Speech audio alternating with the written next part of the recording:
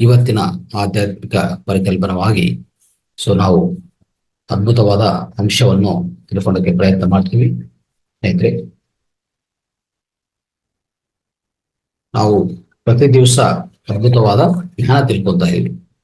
ಇವತ್ತಿನ ಆಧ್ಯಾತ್ಮಿಕ ಜ್ಞಾನ ತಿಳಿಸ್ಕೊಡೋಕೆ ಈಗಾಗಲೇ ಪದ್ಮ ಮೇಡಮ್, ಸೀನಿಯರ್ ಮಾಸ್ಟರ್ ಪದ್ಮ ಮೇಡಮ್ ಜಾಯ್ನ್ ಆಗಿದ್ದಾರೆ.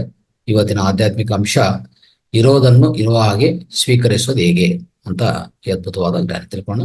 ಸ್ವಾಗತ ಮೇಡಮ್, ಶುಭೋದಯ.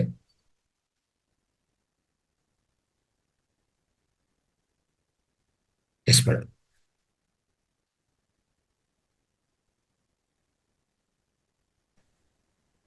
ಎಲ್ಲ ನನ್ನ ಧ್ಯಾನ ಮಿತ್ರರಿಗೆ ಬೆಳಗಿನ ಶುಭೋದಯ. ಝೂಮ್ ನಲ್ಲಿ ಹಾಗೂ ಯೂಟ್ಯೂಬ್ ನಲ್ಲಿ ವೀಕ್ಷಿಸುತ್ತಿರುವ ಎಲ್ಲರಿಗೆ ನಾನು ಬೆಳಗಿನ ನಮಸ್ಕಾರಗಳನ್ನು ತಿಳಿಸುತ್ತೇನೆ.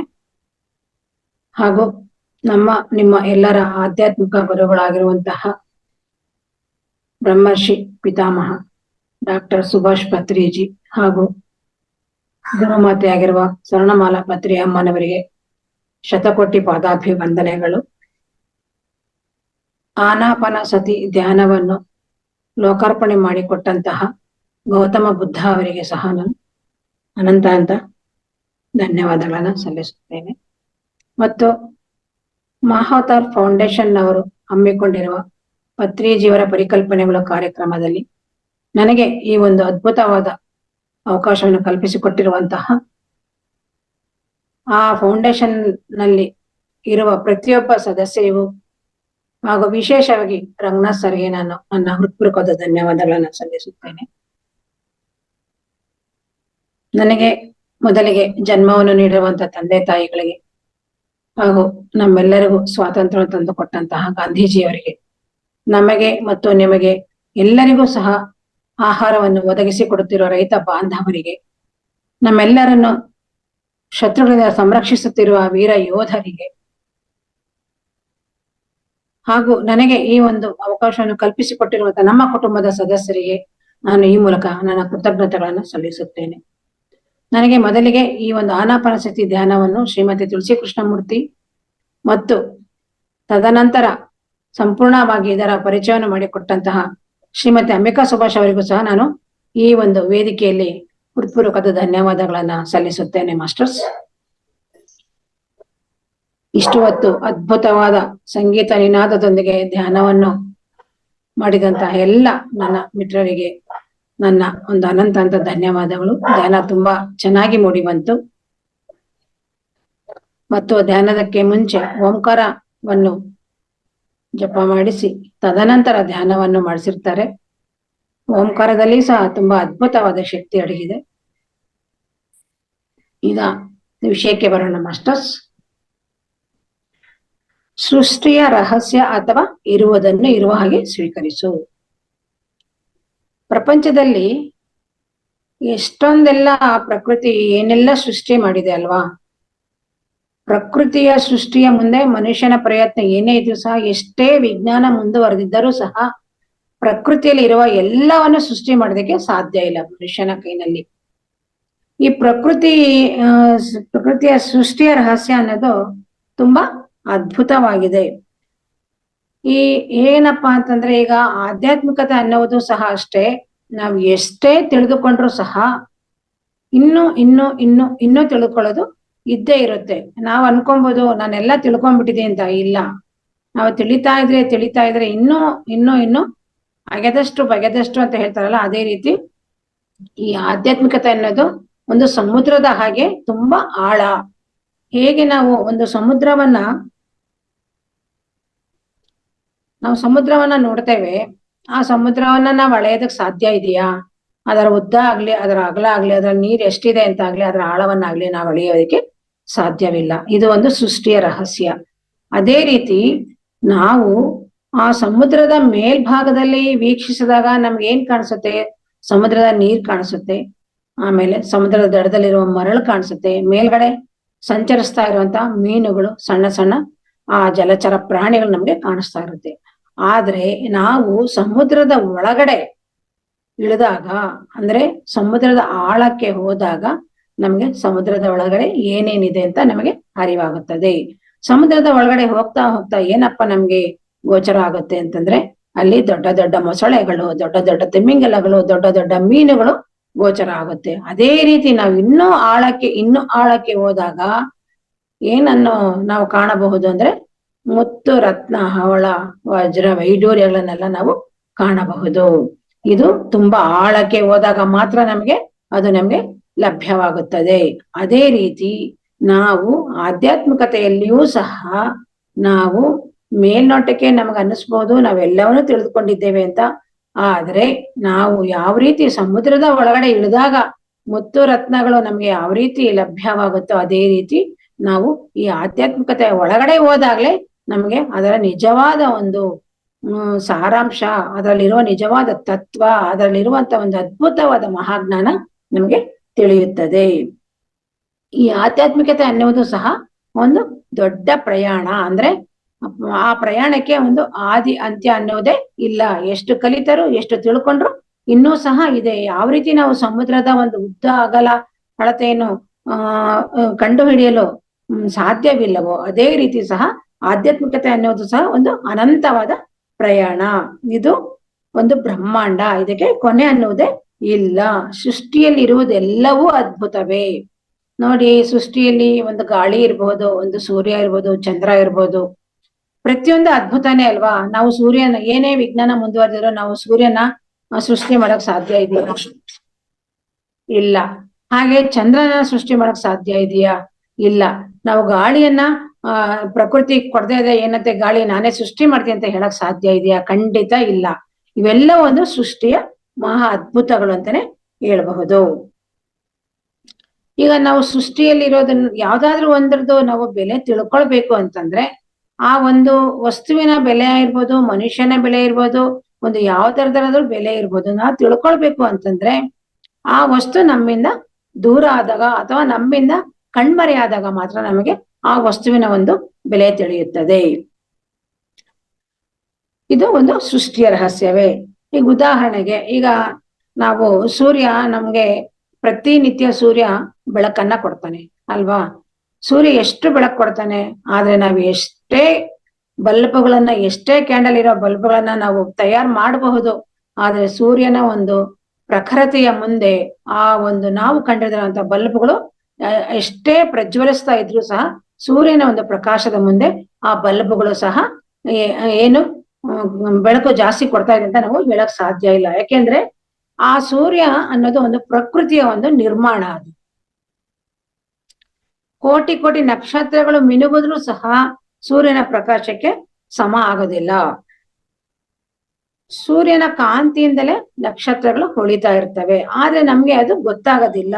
ಅದ್ ಯಾವಾಗಪ್ಪ ನಮಗೆ ಸೂರ್ಯನ ಕಾಂತಿಯಿಂದ ನಕ್ಷತ್ರಗಳು ಹೊಳಿತಾ ಇದೆ ಅಂತ ನಮ್ಗೆ ನಕ್ಷತ್ರಗಳು ಹೊಳಿತಾ ಇರೋದು ಹಗಲಿನಲ್ಲಿಯೂ ಸಹ ನಕ್ಷತ್ರಗಳು ಪಳ ಪಳ ಪಳ ಅಂತ ತಮ್ಮ ಒಂದು ಬೆಳಕನ್ನ ಚೆಲ್ತಾ ಇರುತ್ತೆ. ಆದ್ರೆ ನಮ್ಗೆ ಆ ನಕ್ಷತ್ರಗಳ ಬೆಳಕು ಗೋಚರಿಸುವುದಿಲ್ಲ. ಯಾಕೆ ಅಂತಂದ್ರೆ ಅಲ್ಲಿ ಆ ನಕ್ಷತ್ರಗಳ ಬೆಳಕಿಗಿಂತ ಹೆಚ್ಚಾಗಿ ಸೂರ್ಯನ ಪ್ರಖರತೆ ನಮ್ಗೆ ಹೆಚ್ಚಾಗಿರೋದ್ರಿಂದ ಆ ನಕ್ಷತ್ರಗಳು ಮರೆಯಾಗಿ ಕೇವಲ ಸೂರ್ಯನ ಒಂದು ಪ್ರಕಾಶವನ್ನ ನಾವು ಕಾಣಬಯಸುತ್ತೇವೆ.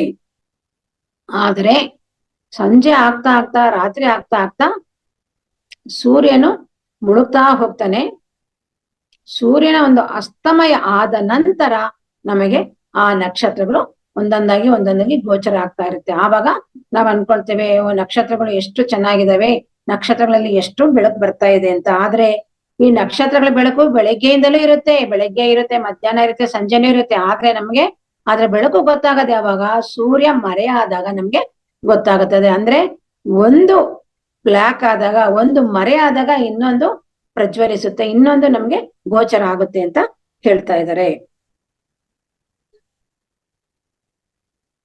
ಸೂರ್ಯ ಅಸ್ತಮ ಆದಾಗ್ಲೇ ನಮ್ಗೆ ನಕ್ಷತ್ರಗಳು ಮತ್ತೆ ಚಂದ್ರ ಕಾಣಿಸೋದು.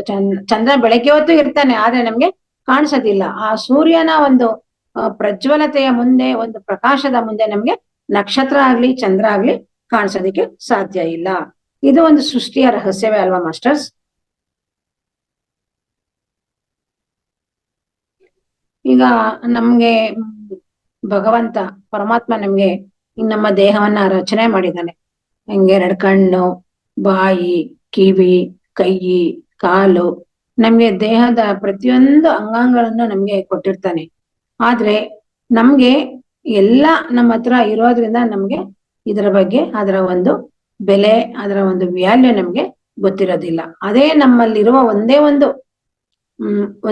ಒಂದು ಕೈ ಆಗ್ಲಿ, ಅಥವಾ ಒಂದು ಕಾಲಾಗ್ಲಿ, ಅಥವಾ ಒಂದು ಕಣ್ಣಾಗ್ಲಿ, ನಮ್ಗೆ ಒಂದು ಕಿವಿ ಆಗ್ಲಿ ಇಲ್ಲದೆ ಇರುವಾಗ ನಮ್ಗೆ ಅದರ ನಿಜವಾದ ಬೆಲೆ ಏನು ಅಂತ ತಿಳಿಯುತ್ತದೆ. ನಮ್ಗೆ 2 ಕಣ್ಣಿರುವಾಗ ಕಣ್ಣಿನಲ್ಲಿ ನಾವೆಲ್ಲಾ ನೋಡ್ತೇವೆ, ನಮ್ಗೆ ಏನ್ ಬೇಕೋ ಅದನ್ನ ನೋಡಿ ಆನಂದ ಪಡ್ತೇವೆ. ನಮ್ಗೆ ಬೇಕಾಗಿರೋ ಕಡೆ ಎಲ್ಲ ಸುತ್ತಾಡ್ತೇವೆ, ನಾವು ಒಬ್ಬೊಬ್ಬರೇ ಓಡಾಡ್ತಾ ಇದ್ದೇವೆ. ಯಾಕೆಂದ್ರೆ ನಮ್ಮ ಕಣ್ಣುಗಳಿದೆ, ನಮ್ಗೆ ನೋಡೋ ಒಂದು ಶಕ್ತಿಯನ್ನ ನಮ್ಗೆ ಭಗವಂತ ಕಲ್ಪಿಸಿದ್ದಾನೆ. ಆದರೆ ಅದೇ ಒಂದು ಕ್ಷಣ ನಮ್ಗೆ ಕಣ್ಣುಗಳು ಇಲ್ಲ ಅಂತ ನಾವು ಕಲ್ಪನೆ ಮಾಡ್ಕೊಂಡಾಗ ಏನಾಗಬಹುದು, ಆಗ ನಮ್ಗೆ ಕಣ್ಣುಗಳ ಬೆಲೆ ಏನು ಅನ್ನೋದು ತಿಳಿಯುತ್ತೆ. ಇದು ಒಂದು ಅದ್ಭುತನೇ ಅಲ್ವಾ? ನಮ್ ಕಣ್ಣುಗಳು ಇರುವಾಗ ಮಾತ್ರ ನಮ್ಗೆ ಕಣ್ಣುಗಳ ಬೆಲೆ ತಿಳಿಯೋದಿಲ್ಲ. ಇದು ಒಂದು ಅಜ್ಞಾನ. ಕಣ್ಣುಗಳು ಇಲ್ದೇ ಇರುವಾಗ್ಲೇ ನಮ್ಗೆ ಆ ಕಣ್ಣಿನ ಬೆಲೆ ತಿಳಿಯುತ್ತೆ. ಆದ್ರಿಂದ ನಾವು ಯಾವುದೇ ವಸ್ತು ನಮ್ಮ ಹತ್ರ ಇರ್ಲಿ ಇಲ್ಲದಲೇ ಇರ್ಲಿ, ನಾವು ಅದನ್ನ ಎಲ್ಲವನ್ನೂ ನಾವು ಬೆಲೆ ಕೊಟ್ಟು ಅದಕ್ಕೆ ಒಂದು ಉನ್ನತವಾದ ಮಹತ್ವವನ್ನ ನೀಡ್ಬೇಕು. ನಮ್ಮ ಹತ್ರ ಇಲ್ಲದೆ ಇರುವುದನ್ನ ಇಲ್ಲ ಇಲ್ಲ ಇಲ್ಲ ಅನ್ನುವ ಬದಲು ಏನಿದೆಯೋ ಅದನ್ನ ನಾವು ಭಗವಂತ ನಮ್ಗೆ ಇದನ್ನ ಪ್ರಸಾದವಾಗಿ ಕೊಟ್ಟಿದ್ದಾನೆ ಅಂತ ನಾವು ಅದನ್ನ ಸ್ವೀಕಾರ ಮನೋಭಾವನೆಯಿಂದ ಸ್ವೀಕರಿಸ್ಬೇಕು. ನಾವು ಪ್ರಪಂಚದಲ್ಲಿ ಪ್ರಕೃತಿ ನೋಡೋದಿರ್ಬೋದು, ಯಾರನ್ನಾರು ನೋಡಕ್ಕಿರ್ಬೋದು, ನಮ್ಮ ಕಣ್ಣುಗಳು ಎಷ್ಟು ಅವಶ್ಯಕ ಅಲ್ವಾ? ಅದೇ ಕಣ್ಣುಗಳಿಲ್ದೇ ಇರುವಾಗ ನನಗೆ ಕಣ್ಣಿಲ್ಲ ಅಂತ ನಾವು ಕೊರಗ್ತೀವಿ. ಆದ್ರೆ ಈ ಕಣ್ಣಿನ ಬೆಲೆ ಯಾವಾಗ ಗೊತ್ತಾಗುತ್ತೆ? ಯಾರ್ದಾದ್ರೂ ಕುರುಡರನ್ನ ನೋಡಿದಾಗ ನಮ್ಗೆ ಕಣ್ಣಿನ ಬೆಲೆ ಏನು ಅಂತ ಗೊತ್ತಾಗತ್ತೆ. ನೋಡಿ, ಕುರುಡರು ಪಾಪ ಅವರೊಂದು ರಸ್ತೆಯಲ್ಲಿ ಓಡಾಡ್ಬೇಕಾದ್ರೆ, ಮತ್ತೆ ಏನಾದ್ರು ಒಂದು ಎಲ್ಲಿಗಾದ್ರೂ ಪ್ರಯಾಣ ಮಾಡ್ಬೇಕಾದ್ರೆ, ಅವರು ಬಸ್ ಹತ್ಬೇಕಾದ್ರೆ ಬೇರೆಯವ್ರನ್ನ ಕೇಳ್ತಾರೆ, ಇದು ಎಷ್ಟನೇ ನಂಬರ್ ಬಸ್, ಇದು ಎಲ್ಲಿಗೆ ಹೋಗುತ್ತೆ, ನಾನು ಇಂಥ ಕಡೆ ಹೋಗ್ಬೇಕು ಅಂತ. ಆವಾಗ ನಮ್ಗೆ ಕಣ್ಣುಗಳ ಬೆಲೆ ತಿಳಿಯುತ್ತೆ. ಆದ್ದರಿಂದ ಕಣ್ಣುಗಳಿರುವಾಗ ಕಣ್ಣಿನ ಬೆಲೆ ಗೊತ್ತಾಗತ್ತೆ, ಕಣ್ಣುಗಳು ಇಲ್ದೇ ಇರುವಾಗ ಅದರ ಬೆಲೆ ಏನು ಅಂತ ನಮ್ಗೆ ತಿಳಿಯುತ್ತೆ. ಹಾಗೆ ನಾವೀಗ ಮಾತು ಬರ್ದೇ ಇರೋರು ನೋಡ್ತೀವಿ ಅಂತ ಇಟ್ಕೊಳ್ಳಿ ಮಾಸ್ಟರ್ಸ್. ಆವಾಗ ನಮ್ಗೆ ಅನ್ಸುತ್ತೆ, ಒಂದೊಂದ್ಸಲಿ ನಮ್ಗೆ ಜೀವನದಲ್ಲಿ ಬೇಜಾರಾದಾಗ, ಅಯ್ಯಪ್ಪ ಈ ಮಾತು ಏನಕ್ಕಾದ್ರೂ ಆಡ್ತೀವೋ, ಬೇಡ್ಲೇ ಬಿಡಪ್ಪ, ಮಾತು ಬರ್ದಲೇ ಇದೆ, ಎಷ್ಟೋ ಚೆನ್ನಾಗೈತೆ. ಈ ಮಾತಿನಿಂದ ನಮ್ಗೆ ಜಗಳಗಳು, ಕದನಗಳು, ಸಮಸ್ಯೆಗಳು, ಅವ್ರನ್ನ ಕಂಡ್ರೆ ಅವ್ರನ್ನ ನೋಡಿದ್ರೆ ಇವ್ರನ್ನ ಬೈಕೊಳ್ಳೋದು, ಇವ್ರನ್ನ ನೋಡಿ ಅವ್ರನ್ನ ಬೈಕೊಳ್ಳೋದು, ಬರೀ ಇದೇ ಆಗತ್ತೆ. ನಮ್ಗೆ ಮಾತು ಬರ್ದಲೇ ಇದೆ, ಎಷ್ಟೋ ಚೆನ್ನಾಗೈತೆ, ಮೂಕ ಪ್ರೇಕ್ಷಕರಿಗೆ ನಾವ್ ಎಲ್ಲವನ್ನು ವೀಕ್ಷಿಸಬಹುದು ಅಂತ ನಾವು ಅನ್ಕೊಳ್ಬಹುದು ಮಾಸ್ಟರ್ಸ್. ಆದ್ರೆ ನಮ್ಗೆ ಒಂದು ಕ್ಷಣ ಮಾತು ನಿಂತು ಹೋದಾಗ ಆ ಮಾತು ಅಂದರೆ ಅದರ ಬೆಲೆ ಏನು? ಮಾತಾಡ್ತಾ ಇದ್ದಾಗ ನನ್ಗೆ ಏನೆಲ್ಲ ಮಾತಾಡ್ಬೋದಿತ್ತು, ಏನೆಲ್ಲ ಬೇಕು ಅದನ್ನೆಲ್ಲ ನಾನು ಹೇಳಬಹುದಿತ್ತು, ಇನ್ನೊಬ್ಬರ ಹತ್ರ ಹಂಚ್ಕೊಂಬೋದಿತ್ತು ಅಂತ ಅನ್ನಿಸ್ತಾ ಇತ್ತು. ಆದ್ರೆ ಮಾತು ನಿಂತ ಮೇಲೆ ನಮ್ಗೆ ಅದೆಲ್ಲವೂ ಸಾಧ್ಯ ಇರೋದಿಲ್ಲ. ಆವಾಗ ನಮ್ಗೆ ಅದರ ಒಂದು ಮಾತಿನ ಮಹತ್ವ ಏನು ಅನ್ನೋದು ನಮ್ಗೆ ತಿಳಿಯುತ್ತೆ. ಆದ್ರೆ ನಾವೇನ್ ಮಾಡ್ತೀವಿ, ಅಯ್ಯೋ ಏನ್ ಭಗವಂತ ಎಲ್ರಿಗೂ ಕೊಟ್ಟಂಗೆ ನನಗೂ ಬಾಯಿ ಕೊಟ್ಟಿದ್ದಾನೆ, ಎಲ್ರಿಗೂ ಕೊಟ್ಟಂಗೆ ನನಗೂ ಕಣ್ಣು, ಕಿವಿ, ಮೂಗು, ಬಾಯಿ ಎಲ್ಲ ಕೊಟ್ಟಿದ್ರೆ ನಾವ್ ಅನ್ಕೊಳ್ತೇವೆ. ಇಲ್ಲ ಮಾಸ್ಟರ್ಸ್, ನಾವು ಆ ರೀತಿ ಯಾವತ್ತೂ ಪರಿಗಣಿಸಬಾರದು.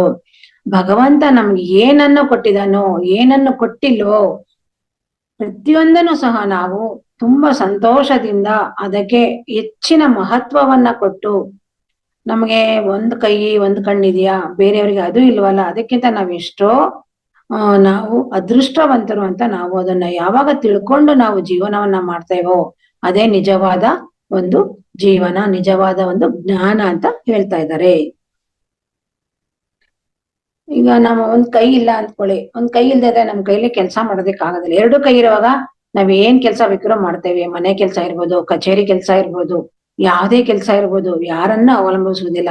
ನಮ್ಮ ಕೆಲ್ಸನ ನಾವೊಬ್ರೆ ಮಾಡ್ಕೊಂಡು ಹೋಗ್ತಾ ಇರ್ತೀವಿ. ಅದೇ ನಮ್ ಕೈ ಇಲ್ದೇ ಇರುವಾಗ ನಾವು ಬೇರೆಯವ್ರನ್ನ ಅವಲಂಬಿಸ್ಬೇಕಾಗತ್ತೆ. ಆವಾಗ ನಮ್ಮ ಕೈ ಎಷ್ಟು ಮಹತ್ವ ಅಂತ ತಿಳಿಯುತ್ತೆ. ಅದೇ ರೀತಿ ಕಾಲು ಅಷ್ಟೇನೆ. ನಾವ್ ಹೊರಗಡೆ ಓಡಾಡ್ಬೇಕಾದ್ರೆ ನಮ್ಗೆ ಕಾಲು ತುಂಬಾ ಅತ್ಯವಶ್ಯಕ ಅಲ್ವಾ? ನಾವೆಲ್ಲೇ ಓಡಾಡ್ಬೇಕ್ರಿ, ಮನೆಯಲ್ಲೇ ಓಡಾಡೋದ ಇರ್ಲಿ, ನಾವು ಮನೆಯಲ್ಲಿರುವ ನಮ್ಮ ನಿತ್ಯ ಕರ್ಮಗಳನ್ನ ಮಾಡ್ಕೊಳ್ಳೋದಕ್ಕೆ ಆಗ್ಲಿ, ನಾವು ಊಟ ಮಾಡೋದಕ್ಕಾಗ್ಲಿ, ಸ್ನಾನ ಮಾಡೋದಕ್ಕಾಗ್ಲಿ, ನಾವೊಂದು ರೂಮ್ಗೆ ಹೋಗೋದಕ್ಕಾಗ್ಲಿ, ನಾವೆಲ್ಲೇ ನಮ್ಮ ಮನೆಯಲ್ಲೇ ಸುತ್ತಾಡ್ಲಿಕ್ಕೆ ನಮ್ಗೆ ಕಾಲು ಎಷ್ಟು ಅವಶ್ಯಕತೆ ಇದೆ ಅಲ್ವಾ ಮಾಸ್ಟರ್ಸ್? ನಮ್ಗೆ ಒಂದ್ ಹೆಜ್ಜೆ ಇಡೋದಿಕ್ಕೂ ಆಗೋದಿಲ್ಲ ಅಂತಂದಾಗ ನಮ್ಗೆ ಕಾಲಿನ ಮಹತ್ವ ಆವಾಗ ಗೊತ್ತಾಗುತ್ತೆ. ಕಾಲಲ್ಲಿ ನಾನು ನಡೀತಾ ಇದ್ದಾಗ ನನ್ ನಾನು ಎಲ್ಲಾ ಕಡೆ ಓಡಾಡ್ತಾ ಇದ್ದೆ. ಆದ್ರೆ ಈಗ ನನಗ್ ಕಾಲ್ನಲ್ಲಿ ಶಕ್ತಿ ಇಲ್ಲ, ಕಾಲು ಹೆಜ್ಜೆ ಇಡಕ್ಕೆ ಆಗ್ತಾ ಇಲ್ಲ ಅಂದಾಗ ಆಗ ಆ ಕಾಲು ನಡೀತಾ ಇರುವಾಗ ನಮ್ಗೆ ಎಷ್ಟು ಸಹಾಯ ಮಾಡ್ತಾ ಇತ್ತು ಅಂತ ಆವಾಗ ನಮ್ಗೆ ಕಾಲಿನ ಬೆಲೆ ತಿಳಿಯುತ್ತೆ. ಈಗ ನಾವು ಎಷ್ಟೋ ಜನ್ಮಗಳನ್ನ ಕಳೆದು ಒಂದು ಖನಿಜ ಸಾಮ್ರಾಜ್ಯ, ಜಂತು ಸಾಮ್ರಾಜ್ಯ, ಮತ್ತೆ ಒಂದು ಪ್ರಾಣಿ ಸಾಮ್ರಾಜ್ಯ ಎಲ್ಲವನ್ನು ಕಳೆದು ಮತ್ತೆ ನಾವು ಕೊನೆಗೆ ಈ ಒಂದು ಶ್ರೇಷ್ಠವಾದ ಮಾನವ ಸಾಮ್ರಾಜ್ಯದಲ್ಲಿ ನಾವು ಮಾನವ ಜನ್ಮವನ್ನ ಪಡೆದಿದ್ದೇವೆ. ಅದರಲ್ಲಿಯೂ ಸಹ ನಾವು ಈ ಒಂದು ಧ್ಯಾನ ಮಾರ್ಗಕ್ಕೆ, ಆಧ್ಯಾತ್ಮಿಕ ಮಾರ್ಗಕ್ಕೆ ನಾವು ಬರ್ಬೇಕು ಅಂತಂದ್ರೆ ಸುಮಾರು 350ರಿಂದ 400 ಜನ್ಮ ಮನುಷ್ಯ ಜನ್ಮವನ್ನ ಪಡೆದು ಪಡೆದು ಪಡೆದು ಪುನರಪಿ ಜನನಂ ಪುನರಪಿ ಮರಣಂ ಅನ್ನೋ ಹಾಗೆ ಆ ಎಲ್ಲ ಜನ್ಮಗಳನ್ನು ಕಳೆದು ನಾವು ಈ ಒಂದು ಅದ್ಭುತವಾದ ಪುಣ್ಯವಾದ ಶ್ರೇಷ್ಠವಾದ ಮಾನವ ಜನ್ಮಕ್ಕೆ ನಾವು ಕಾಲಿಟ್ಟಿರ್ತೇವೆ. ಈ ಮಾನವ ಜನ್ಮ ನಾವು ಆದ್ರೆ ಈ ಮಾನವ ಜನ್ಮ ನಾವೇನೋ ಈ ಮಾನವ ಜನ್ಮ ಶ್ರೇಷ್ಠ ಅಂತ ನಾವು ಅಂದ್ಕೊಳ್ಳೋದೇ ಇಲ್ಲ. ನಾವು ನಮ್ಮ ಜನ್ಮ ಹೇಗೆ ಅಂತಂದ್ರೆ ನಮ್ಮನ್ನ ನಾವು ಯಾವಾಗ್ಲೂ ಒಂದು ಕೀಳರಿಮೆ ದೃಷ್ಟಿಯಿಂದ ನೋಡ್ಕೊಂತಾ ಇರ್ತೀವಿ. ಅಯ್ಯೋ ಏನ್ ಜೀವನನೋ, ಏನ್ ಶರೀರನೋ, ಏನೋ ಯಾವ ರೀತಿ ನಾವು ಜೀವನ ಮಾಡ್ಬೇಕು, ಎಲ್ಲಾ ಕಷ್ಟ, ಯಾಕಾದ್ರೂ ನಾನು ಹುಟ್ಟಿದೀನೋ, ಯಾಕಾದ್ರೂ ಭಗವಂತ ನನಗೆ ಈ ಒಂದು ಮಾನವ ಜನ್ಮವನ್ನ, ಮಾನವ ಶರೀರವನ್ನ ಕೊಟ್ಟಿದ್ದಾನಂತ ನಾವು ಎಷ್ಟೋ ಸಲಿ ಸರ್ವೇ ಸಾಮಾನ್ಯವಾಗಿ ನಾವು ಅದನ್ನ ಅಲ್ಲಗಳೆಯುತ್ತೇವೆ ಮತ್ತು ಬೈಕೊಳ್ತಾನೆ ಇರ್ತೇವೆ. ಏನಾದ್ರೂ ಸ್ವಲ್ಪ ಕಷ್ಟ ಬಂದಾಗ, ಮನೆಗಳಲ್ಲಿ ಏನಾದ್ರೂ ಸಮಸ್ಯೆಗಳು ತಲೆದೋರಿದಾಗ, ಅನಾರೋಗ್ಯ ಬಂದಾಗ, ಬೇಡಪ್ಪ ನಮ್ಗೆ ಈ ಒಂದು ಶರೀರ ಧಾರಣ ಬೇಡಪ್ಪ, ನಮ್ಗೆ ಯಾಕಾದ್ರೂ ನಾನು ಜನ್ಮ ತಗೊಂಡಿದೀನೋ ಅಂತ ಎಷ್ಟೋ ಸಲಿ ನಾವು ಒಂದು ವ್ಯಸನವನ್ನ ಪಟ್ಟು ಬೇಜಾರು ಸಹ ಮಾಡ್ಕೊಂತಾ ಇರ್ತೇವೆ. ಆದ್ರೆ ಈ ಶರೀರ ಅನ್ನೋದು ಇಲ್ಲ ಅಂತಂದಾಗ, ಆ ಶರೀರ ಇಲ್ಲದೆ ಇರೋರಿಗೆ ಈ ಶರೀರದ ಒಂದು ವ್ಯಾಲ್ಯೂ ತಿಳಿಯುತ್ತೆ. ಈಗ ಮೇಲಿನ ಲೋಕದಲ್ಲಿ ಎಷ್ಟೊಂದು ಆತ್ಮಗಳು ಒಂದು ಸರದಿ ಸಾಲಿನಲ್ಲಿ ನಿಂತಿದಾವಂತೆ ಮಾಸ್ಟರ್ಸ್. ಅಂದ್ರೆ ನಾನು ಶರೀರವನ್ನ ಪಡೆಯಬೇಕು, ನನಗೆ ಶರೀರದ ಅವಶ್ಯಕತೆ ಇದೆ ಅಂತ ಹೇಳ್ಬಿಟ್ಟು ಎಷ್ಟೋ ಆತ್ಮಗಳು ಈ ಒಂದು ಶರೀರ ಧಾರಣೆ ಮಾಡೋದಕ್ಕೆ, ಅಂದ್ರೆ ಮಾನವ ಜನ್ಮವನ್ನ ಪಡೆಯೋದಕ್ಕೆ ಕಾಯ್ತಾ ಇದಾವಂತೆ. ನೋಡಿ ಮಾಸ್ಟರ್ಸ್, ನಮ್ಗೆ ಇದೆಲ್ಲ ಗೊತ್ತಿಲ್ಲ. ನಾವೇನ್ ಮಾಡ್ತೀವಿ, ಒಂದು ಕ್ಷಣದಲ್ಲಿ ಅಯ್ಯೋ ಈ ಶರೀರ ನಮ್ಗೆ ಏನಕ್ ಬೇಕು, ಮಾನವ ಜನ್ಮನೇ ಬೇಡ ಅಂತ ನಾವು ಒಂದು ಕ್ಷಣದಲ್ಲಿ ನಮ್ಮನ್ನ ನಾವು ಒಂದು ಕೀಳರಿಮೆ ದೃಷ್ಟಿಯಿಂದ ನೋಡ್ಕೊಳ್ತೇವೆ. ಆದ್ರೆ ನಿಜವಾದ ಗೂಢಾರ್ಥ, ಎಷ್ಟೊಂದು ಆತ್ಮಗಳು ಮೇಲ್ಗಡೆ ಜನ್ಮವನ್ನ ಪಡೆಯೋದಿಕ್ಕೆ ಸರದಿ ಸಾಲಿನಲ್ಲಿ, ಅಂದ್ರೆ ಕ್ಯೂನಲ್ಲಿ ನಿಂತಿದ್ದಾವಂತೆ ಮಾಸ್ಟರ್ಸ್. ಆದ್ರಿಂದ ನಾವು ಮೇಲ್ಗಡೆ ಹೋದಾಗ ನಮಗೆ ನಮ್ಮ ಶರೀರ ಧಾರಣೆ ಎಷ್ಟು ಪ್ರಾಮುಖ್ಯತೆ ಇದೆ ಶರೀರಕ್ಕೆ ಅಂತ ಹೇಳ್ಬಿಟ್ಟು ನಮ್ಗೆ ಮೇಲಿನ ಲೋಕಕ್ಕೆ ಹೋದಾಗ ನಮ್ಗೆ ಅದರ ಒಂದು ಅನುಭವ ಆಗುತ್ತಂತೆ ಮಾಸ್ಟರ್ಸ್. ಹಾಗೆ ಅದೇ ರೀತಿ ನಮ್ಗೆ ಶರೀರ ಇದ್ದಾಗ ನಾವು ಏನೇನೋ ಅನ್ಕೊಂಡಿರ್ತೀವಿ.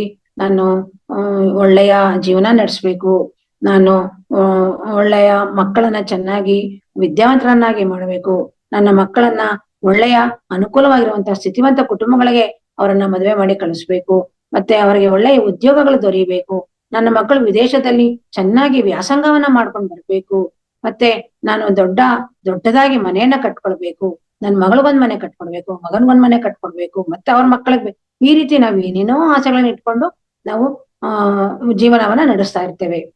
ಆದ್ರೆ ಎಲ್ಲಾ ಆಸೆಗಳು ನೆರವೇರೋದಕ್ಕೆ ಖಂಡಿತ ಸಾಧ್ಯ ಇಲ್ಲ. ನಾವು ಮನುಷ್ಯ ಜನ್ಮ ಇರುವಾಗ ಏನೇನೋ ಆಸೆಗಳನ್ನ ಇಟ್ಕೊಂಡಿರ್ತೇವೆ. ಆದ್ರೆ ನಾವು ತಕ್ಷಣ ಸತ್ತು ಹೋದಾಗ ಆವಾಗ ಅನ್ಸುತ್ತೆ, ಅಯ್ಯೋ ನಾನು ಎಷ್ಟೆಲ್ಲಾ ಆಸೆಗಳನ್ನ ಇಟ್ಕೊಂಡಿದ್ದೆ, ಯಾವ್ದನ್ನೋ ನೆರವೇರ್ಸಕ್ ನನ್ ಕೈಲಿ ಸಾಧ್ಯ ಆಗ್ಲಿಲ್ವಲ್ಲ, ಇರೋ ಒಂದು ಜನ್ಮವನ್ನ ನಾನು ಸರಿಯಾದ ರೀತಿಯಲ್ಲಿ ಉಪಯೋಗಿಸ್ಕೊಂಡಿಲ್ಲ, ಯಾವುದೇ ರೀತಿಯ ಒಂದು ಆಧ್ಯಾತ್ಮಿಕ ವಿಚಾರಣೆಗಳನ್ನು ನಾನು ತಿಳ್ಕೊಂಡಿಲ್ಲ, ಒಳ್ಳೆಯ ಜೀವನವನ್ನೂ ಮಾಡ್ಲಿಲ್ಲ, ನಾನು ಅನ್ಕೊಂಡಿರೋ ಕೆಲ್ಸಗಳನ್ನು ಮಾಡ್ಲಿಲ್ಲ ಅಂತ ಆವಾಗ ನಾವು ಪಶ್ಚಾತ್ತಾಪ ಪಡ್ತೇವೆ. ಆದ್ದರಿಂದ ನಮ್ಗೆ ಈ ಶರೀರ ನಮ್ಮ ಹತ್ರ ಇರುವಾಗ್ಲೇ ನಾವು ಆ ಶರೀರದಲ್ಲಿ ಏನೇನ್ ಮಾಡ್ಬೇಕು, ಒಂದು ಆಧ್ಯಾತ್ಮಿಕ ಚಿಂತನೆ ಇರ್ಬೋದು, ಒಂದು ಆಧ್ಯಾತ್ಮಿಕವಾದ ಒಂದು ಪ್ರಯಾಣವನ್ನ ಇರ್ಬೋದು, ನಮ್ಮ ಸಾಮಾಜಿಕ ಜೀವನವನ್ನ ಇರ್ಬೋದು, ನಾವು ಅದನ್ನ ಸರಿಯಾದ ರೀತಿಯಲ್ಲಿ ಆದಷ್ಟು ನಾವು ಅದನ್ನ ಸದುಪಯೋಗ ಪಡಿಸ್ಕೊಳ್ಬೇಕು ಅಂತ ನಮ್ಮ ಗುರುಗಳು ಹೇಳ್ತಾ ಇದ್ದಾರೆ.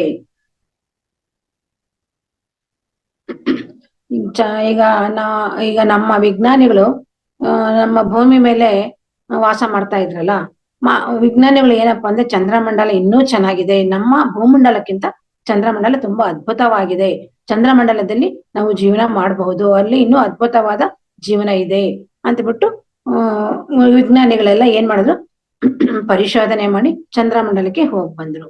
ಚಂದ್ರಮಂಡಲಕ್ಕೆ ಹೋದ್ಮೇಲೆ ಅವರಿಗೆ ತಿಳಿತು, ಚಂದ್ರಮಂಡಲಕ್ಕಿಂತ ನಮ್ಮ ಭೂಮಂಡಲನೇ ಚೆನ್ನಾಗಿದೆ. ಅಂದ್ರೆ ನಾವ್ ಇಲ್ಲಿ ಕೂತ್ಕೊಂಡು ಚಂದ್ರ ನೋಡಿದಾಗ ಒಂದು ಮುತ್ತಿನ ಚೆಂಡಿನ ಹಾಗೆ, ಒಂದು ಚಿನ್ನದ ಚೆಂಡಿನ ಹಾಗೆ ಕಾಣಿಸುತ್ತೆ. ಆವಾಗ ನಾವ್ ಅನ್ಕೊಂತೀವಿ ಚಂದ್ರಮಂಡಲ ತುಂಬಾ ಚೆನ್ನಾಗಿದೆ, ಅಲ್ಲಿ ಜೀವನ ತುಂಬಾ ಚೆನ್ನಾಗಿರುತ್ತೆ ಅಂತೆ. ಆದ್ರೆ ಅಲ್ಲಿಗೆ ಹೋದ್ಮೇಲೆ ಗೊತ್ತಾಗಿದೆ ಚಂದ್ರಮಂಡಲಕ್ಕಿಂತ ಭೂಮಂಡಲನೇ ಚೆನ್ನಾಗಿದೆ. ಆಗ ನಮ್ಗೆ ಭೂಮಿಯ ಒಂದು ವ್ಯಾಲ್ಯೂ ತಿಳಿಯುತ್ತೆ. ಮತ್ತೆ ನಾವು ಈಗ ನದಿಗಳನ್ನ ನೋಡ್ತೇವೆ, ಗೋದಾವರಿ ಇರ್ಬೋದು, ಯಮುನಾ ಇರ್ಬೋದು, ಗಂಗಾ ನದಿ, ಯಾವುದೇ ನದಿಗಳನ್ನ ನೋಡಿದಾಗ್ಲೂ ನಮ್ಗೆ ಏನು ಅನ್ಸೋದಿಲ್ಲ. ನದಿ ನದಿ ತುಂಬಾ ನೀರಿದೆ, ವಿಶಾಲವಾಗಿದೆ, ತಂಪಾದ ಗಾಳಿ ಬರುತ್ತೆ ಅಂತ ನಾವು ಅನ್ಕೊಂತೀವಿ ಅಷ್ಟೇನೆ. ಅದ್ರಲ್ಲಿ ಎಷ್ಟೊಂದ್ ನೀರಿದೆ ಅಲ್ವಾ, ನಮ್ಗೆ ಅಷ್ಟೊಂದ್ ನೀರಿದವಾಗ ಆ ನೀರಿಂದು ಬೆಲೆ ನಮ್ಗೆ ಏನು ಗೊತ್ತಾಗದೇ ಇಲ್ಲ. ಅದೇ ಆ ನದಿನಲ್ಲಿ ನೀರಿಲ್ಲದೆ ನದಿ ಒಣಗೋಗಿ ನಮಗೆ ಆ ನೀರಿನ ಅಭಾವ ಬಂದಾಗ ಆಗ ನಮ್ಗೆ ಆ ನೀರಿನ ಬೆಲೆ, ಆ ನದಿಯ ಬೆಲೆ ನಮ್ಗೆ ತಿಳಿಯುತ್ತೆ. ಅದಕ್ಕೆ ಗುರುಗಳು ಏನ್ ಹೇಳ್ತಾ ಇದ್ದಾರೆ ಅಂದ್ರೆ, ನಿನಗೆ ಗೋದಾವರಿ ನದಿಯ ಒಂದು ಬೆಲೆ, ಒಂದು ಯಮುನಾ ನದಿಯ ಬೆಲೆ ತಿಳಿಬೇಕು ಅಂತಂದಾಗ ನೀನು ಒಂದು ಮರಳುಗಾಡಿಗೆ ಹೋಗಬೇಕು. ಅಂದ್ರೆ ಮರಳುಗಾಡಿನಲ್ಲಿ ಒಂದೊಂದು ಹನಿ ನೀರಿಗೂ ಎಷ್ಟೊಂದು ಕಷ್ಟ ಇದೆ.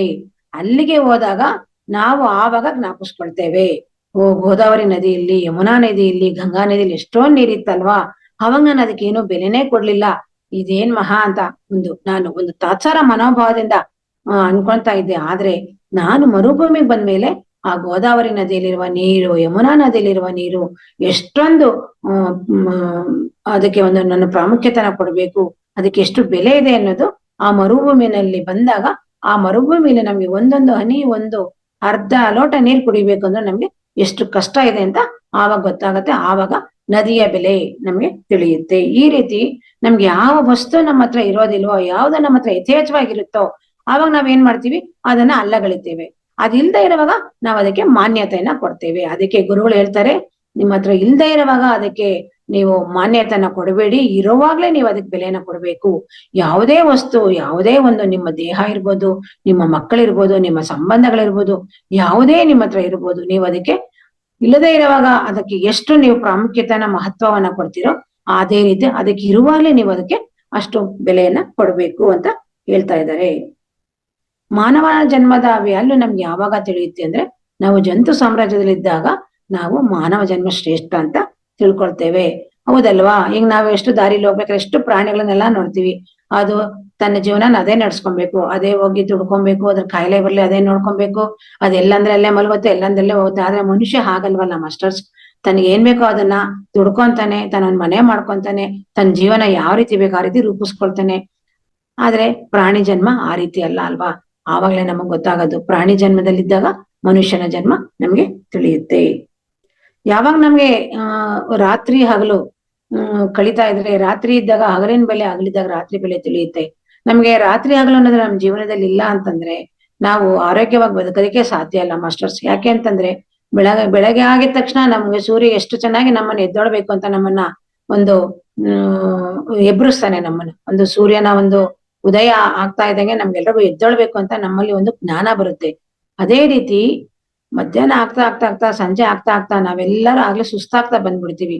ಸಾಯಂಕಾಲ ಆಗೋಷ್ಟ್ರಲ್ಲಿ ಆಮೇಲೆ ರಾತ್ರಿ ಯಾವಾಗಪ್ಪ ಆಗುತ್ತೆ, ಯಾವಾಗಪ್ಪ ಮಲ್ಕೊಳ್ತೀವಿ ಅಂತೀವಿ. ಅಂದ್ರೆ ಆ ರಾತ್ರಿ ಹಗಲಿಗೆ ಎಷ್ಟೊಂದು ಒಂದು ಬೆಲೆ ಇದೆ.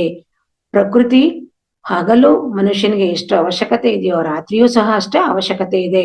ನಮ್ಗೆ ರಾತ್ರಿ ಆಗಲೇ ಬರೀ ಹಗಲೇ ಇದ್ರೆ ನೋಡಿ ಮಾಸ್ಟರ್ಸ್, ನಮ್ಗೆ ನಿಜವಾಗ್ಲೂ ವಿಶ್ರಾಂತಿ ಅನ್ನೋದು ಸಿಕ್ಕೋದೇ ಇಲ್ಲ ನಮ್ಗೆ. ನಾವೇನ್ ಮಾಡ್ತೀವಿ, ಆಗ್ಲಿದೆ ಅಂತ ನಾವೆಲ್ಲ ನಮ್ ಕೆಲಸ ಕಾರ್ಯಗಳು ಮಾಡ್ತಾನೆ ಇರ್ತೀವಿ. ಆಗ ದೇಹಕ್ಕೆ ವಿಶ್ರಾಂತಿ ಅನ್ನೋದು ಖಂಡಿತ ಸಿಕ್ಕೋದೇ ಇಲ್ಲ. ನೋಡಿ ಇವಾಗ MNC ಕಂಪ್ನಿಗಳೆಲ್ಲ ಬಂದ್ಬಿಟ್ಟು ಅವ್ರಿಗೆ ಹಗಲು ರಾತ್ರಿ ಏನೂ ಗೊತ್ತಾಗ್ತಾ ಇಲ್ಲ. ನಾವ್ ಮಲಗಿರೋವಾಗ ಅವ್ರು ಎದ್ದಿರ್ತಾರೆ, ಅವ್ರು ಎದ್ದಿರುವಾಗ ನಾವ್ ಮಲಗಿರ್ತೀವಿ.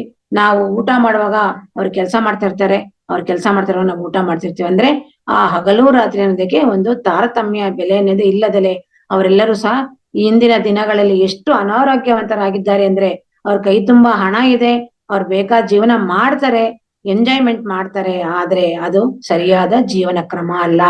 ಸರಿಯಾದ ಜೀವನ ಕ್ರಮ, ನಾವು ಪ್ರಕೃತಿಗೆ ವಿರೋಧವಾಗಿ ಯಾವತ್ತೂ ಹೋಗಬಾರದು. ಯಾವಾಗ ನಾವು ಪ್ರಕೃತಿಗೆ ವಿರೋಧವಾಗಿ ಹಗಲಿನಲ್ಲಿ ದುಡಿಯಬೇಕು, ಕೆಲಸ ಮಾಡ್ಬೇಕು, ನಮ್ಮ ಕೆಲಸ ಕಾರ್ಯಗಳನ್ನ ಮಾಡ್ಬೇಕು, ರಾತ್ರಿಯಲ್ಲಿ ನಾವು ನಮ್ಮ ದೇಹಕ್ಕೆ ಒಂದು ವಿಶ್ರಾಂತಿಯನ್ನ ಕೊಡ್ಬೇಕು. ಆವಾಗ್ಲೇ ನಮ್ಮ ಜೀವನದ ಶೈಲಿ, ಜೀವನ ಕ್ರಮ ತುಂಬಾ ಚೆನ್ನಾಗಿರುತ್ತೆ. ನಾವೇನ್ ಮಾಡ್ತಾ ಇದೀವಿ ಮಾಸ್ಟರ್ಸ್, ಒಂದು ಸಂಪಾದನೆಯನ್ನು ಮಾಡುವುದಕ್ಕೆ ಹಿಂಬಾಲಿಸಿದ್ದು ಹಗಲು ರಾತ್ರಿ ಏನೋ ಇಲ್ದಲೆ, ಊಟ ತಿಂಡಿ ನಿದ್ರೆ ಇಲ್ಲದೆ ನಾವು ನಮ್ಮ ಒಂದು ಸಂಪಾದನೆಯನ್ನ ಹೆಚ್ಚಿಸ್ಕೊಂಡು ಆ ಹಣದ ಹಿಂದೆ ಹೋಗಿ ನಾವು ನಮ್ಮ ಜೀವನವನ್ನ ವ್ಯರ್ಥ ಮಾಡ್ಕೊಂತ ಇದ್ದೀವಿ ಮಾಸ್ಟರ್ಸ್. ಇದು ಎಷ್ಟು ಜನಗಳಿಗೆ ಇದು ತಿಳಿತಾ ಇಲ್ಲ. ಅವರು ಮಧ್ಯರಾತ್ರಿ ಎಲ್ಲ ಕೆಲ್ಸಗಳನ್ನ ಮಾಡ್ತಾ ಇದ್ದಾರೆ, ಏನು ಮಾಡಕ್ ಆಗ್ತಾ ಇಲ್ಲ. ಜೀವನ ಶೈಲಿ ಆ ರೀತಿ ಬದಲಾವಣೆ ಆಗೋಗಿದೆ. ಆದ್ರೆ ನಾವು ಅದನ್ನ ಸರಿಯಾಗಿ ಅರ್ಥ ಮಾಡ್ಕೊಂಡು ನಾವು ಪ್ರಕೃತಿಗೆ ವಿರೋಧವಾಗಿ ಹೋಗ್ತಾ ಇದ್ದೀವಿ. ನಾವು ಪ್ರಕೃತಿಯನ್ನ ಯಾವ ರೀತಿ ಇದೆಯೋ ಆ ರೀತಿ ನಾವು ಸ್ವೀಕಾರ ಮಾಡಿದ್ರೆ ನಮ್ಮ ಜೀವನ ಚೆನ್ನಾಗಿರುತ್ತೆ ಅಂತ ನಾವು ಅರ್ಥಕೊಬೇಕು. ಯಾವಾಗ ಪ್ರಕೃತಿ ಜೊತೆಯಲ್ಲಿ ನಾವು ಆ ಪ್ರಕೃತಿಯ ಜೊತೆಯಲ್ಲಿ ಜೀವನ ಮಾಡ್ತೀವೋ, ಪ್ರಕೃತಿ ಮಳೆ ಬಂದಾಗ ಮಳೆಯನ್ನ ಸ್ವೀಕಾರ ಮಾಡ್ಬೇಕು, ಬಿಸಿಲು ಬಂದಾಗ ಬಿಸಿಲನ್ನ ಸ್ವೀಕಾರ ಮಾಡ್ಬೇಕು, ಚಳಿ ಬಂದಾಗ ಚಳಿಯನ್ನ ಸ್ವೀಕಾರ ಮಾಡ್ಬೇಕು. ಅದೇ ರೀತಿ ಹಗಲು ಬಂದಾಗ ಹಗಲನ್ನ, ರಾತ್ರಿ ಬಂದಾಗ ರಾತ್ರಿನ ಯಾವ ರೀತಿ ಉಪಯೋಗಿಸ್ಕೊಬೇಕು ಆ ರೀತಿ ಮಾಡಿದಾಗ ನಾವು ಆರೋಗ್ಯವಂತರಾಗಿ ದೃಢಕಾಯರಾಗಿ ಇರ್ತೇವೆ. ಆದ್ರೆ ನಾವೇನ್ ಮಾಡ್ತಾ ಇದೀವಿ, ಇದಕ್ಕೆ ಪ್ರಕೃತಿ ವಿರೋಧವಾಗಿ ಹೋಗ್ತಾ ಇದ್ದೇವೆ. ಇದೆಲ್ಲ ಒಂದು ಸೃಷ್ಟಿಯ ರಹಸ್ಯನೇ ಅಲ್ವಾ ಮಾಸ್ಟರ್ಸ್.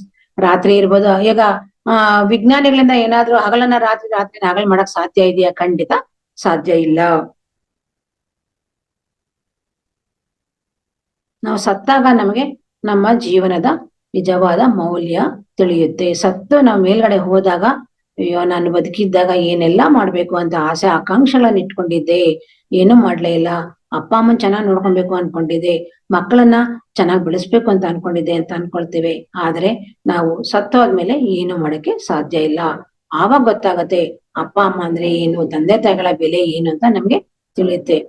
ಈಗ ಎಷ್ಟೊಂದ್ ಜನ ಮಾಸ್ಟರ್ಸ್ ಇಂದಿನ ಈ ಒಂದು ಆಧುನಿಕ ಜೀವನದಲ್ಲಿ ಹಿರಿಯರನ್ನ ತುಂಬಾ ಅಲ್ಲಗಳಿತಾ ಇದ್ದಾರೆ. ಪ್ರತಿಯೊಬ್ಬರು ಮನೆಯಲ್ಲೂ ಸಹ ಒಂದು ಹಿರಿಯ ನಾಗರಿಕರು ಅಂದ್ರೆ ಅವರನ್ನ ಕೆಲಸಕ್ಕೆ ಬಾರದೇ ಇರೋರು ಅನ್ನುವ ಹಾಗೆ ಅವರನ್ನ ಉಪಚಾರ ಮಾಡ್ತಾ ಇದ್ದಾರೆ.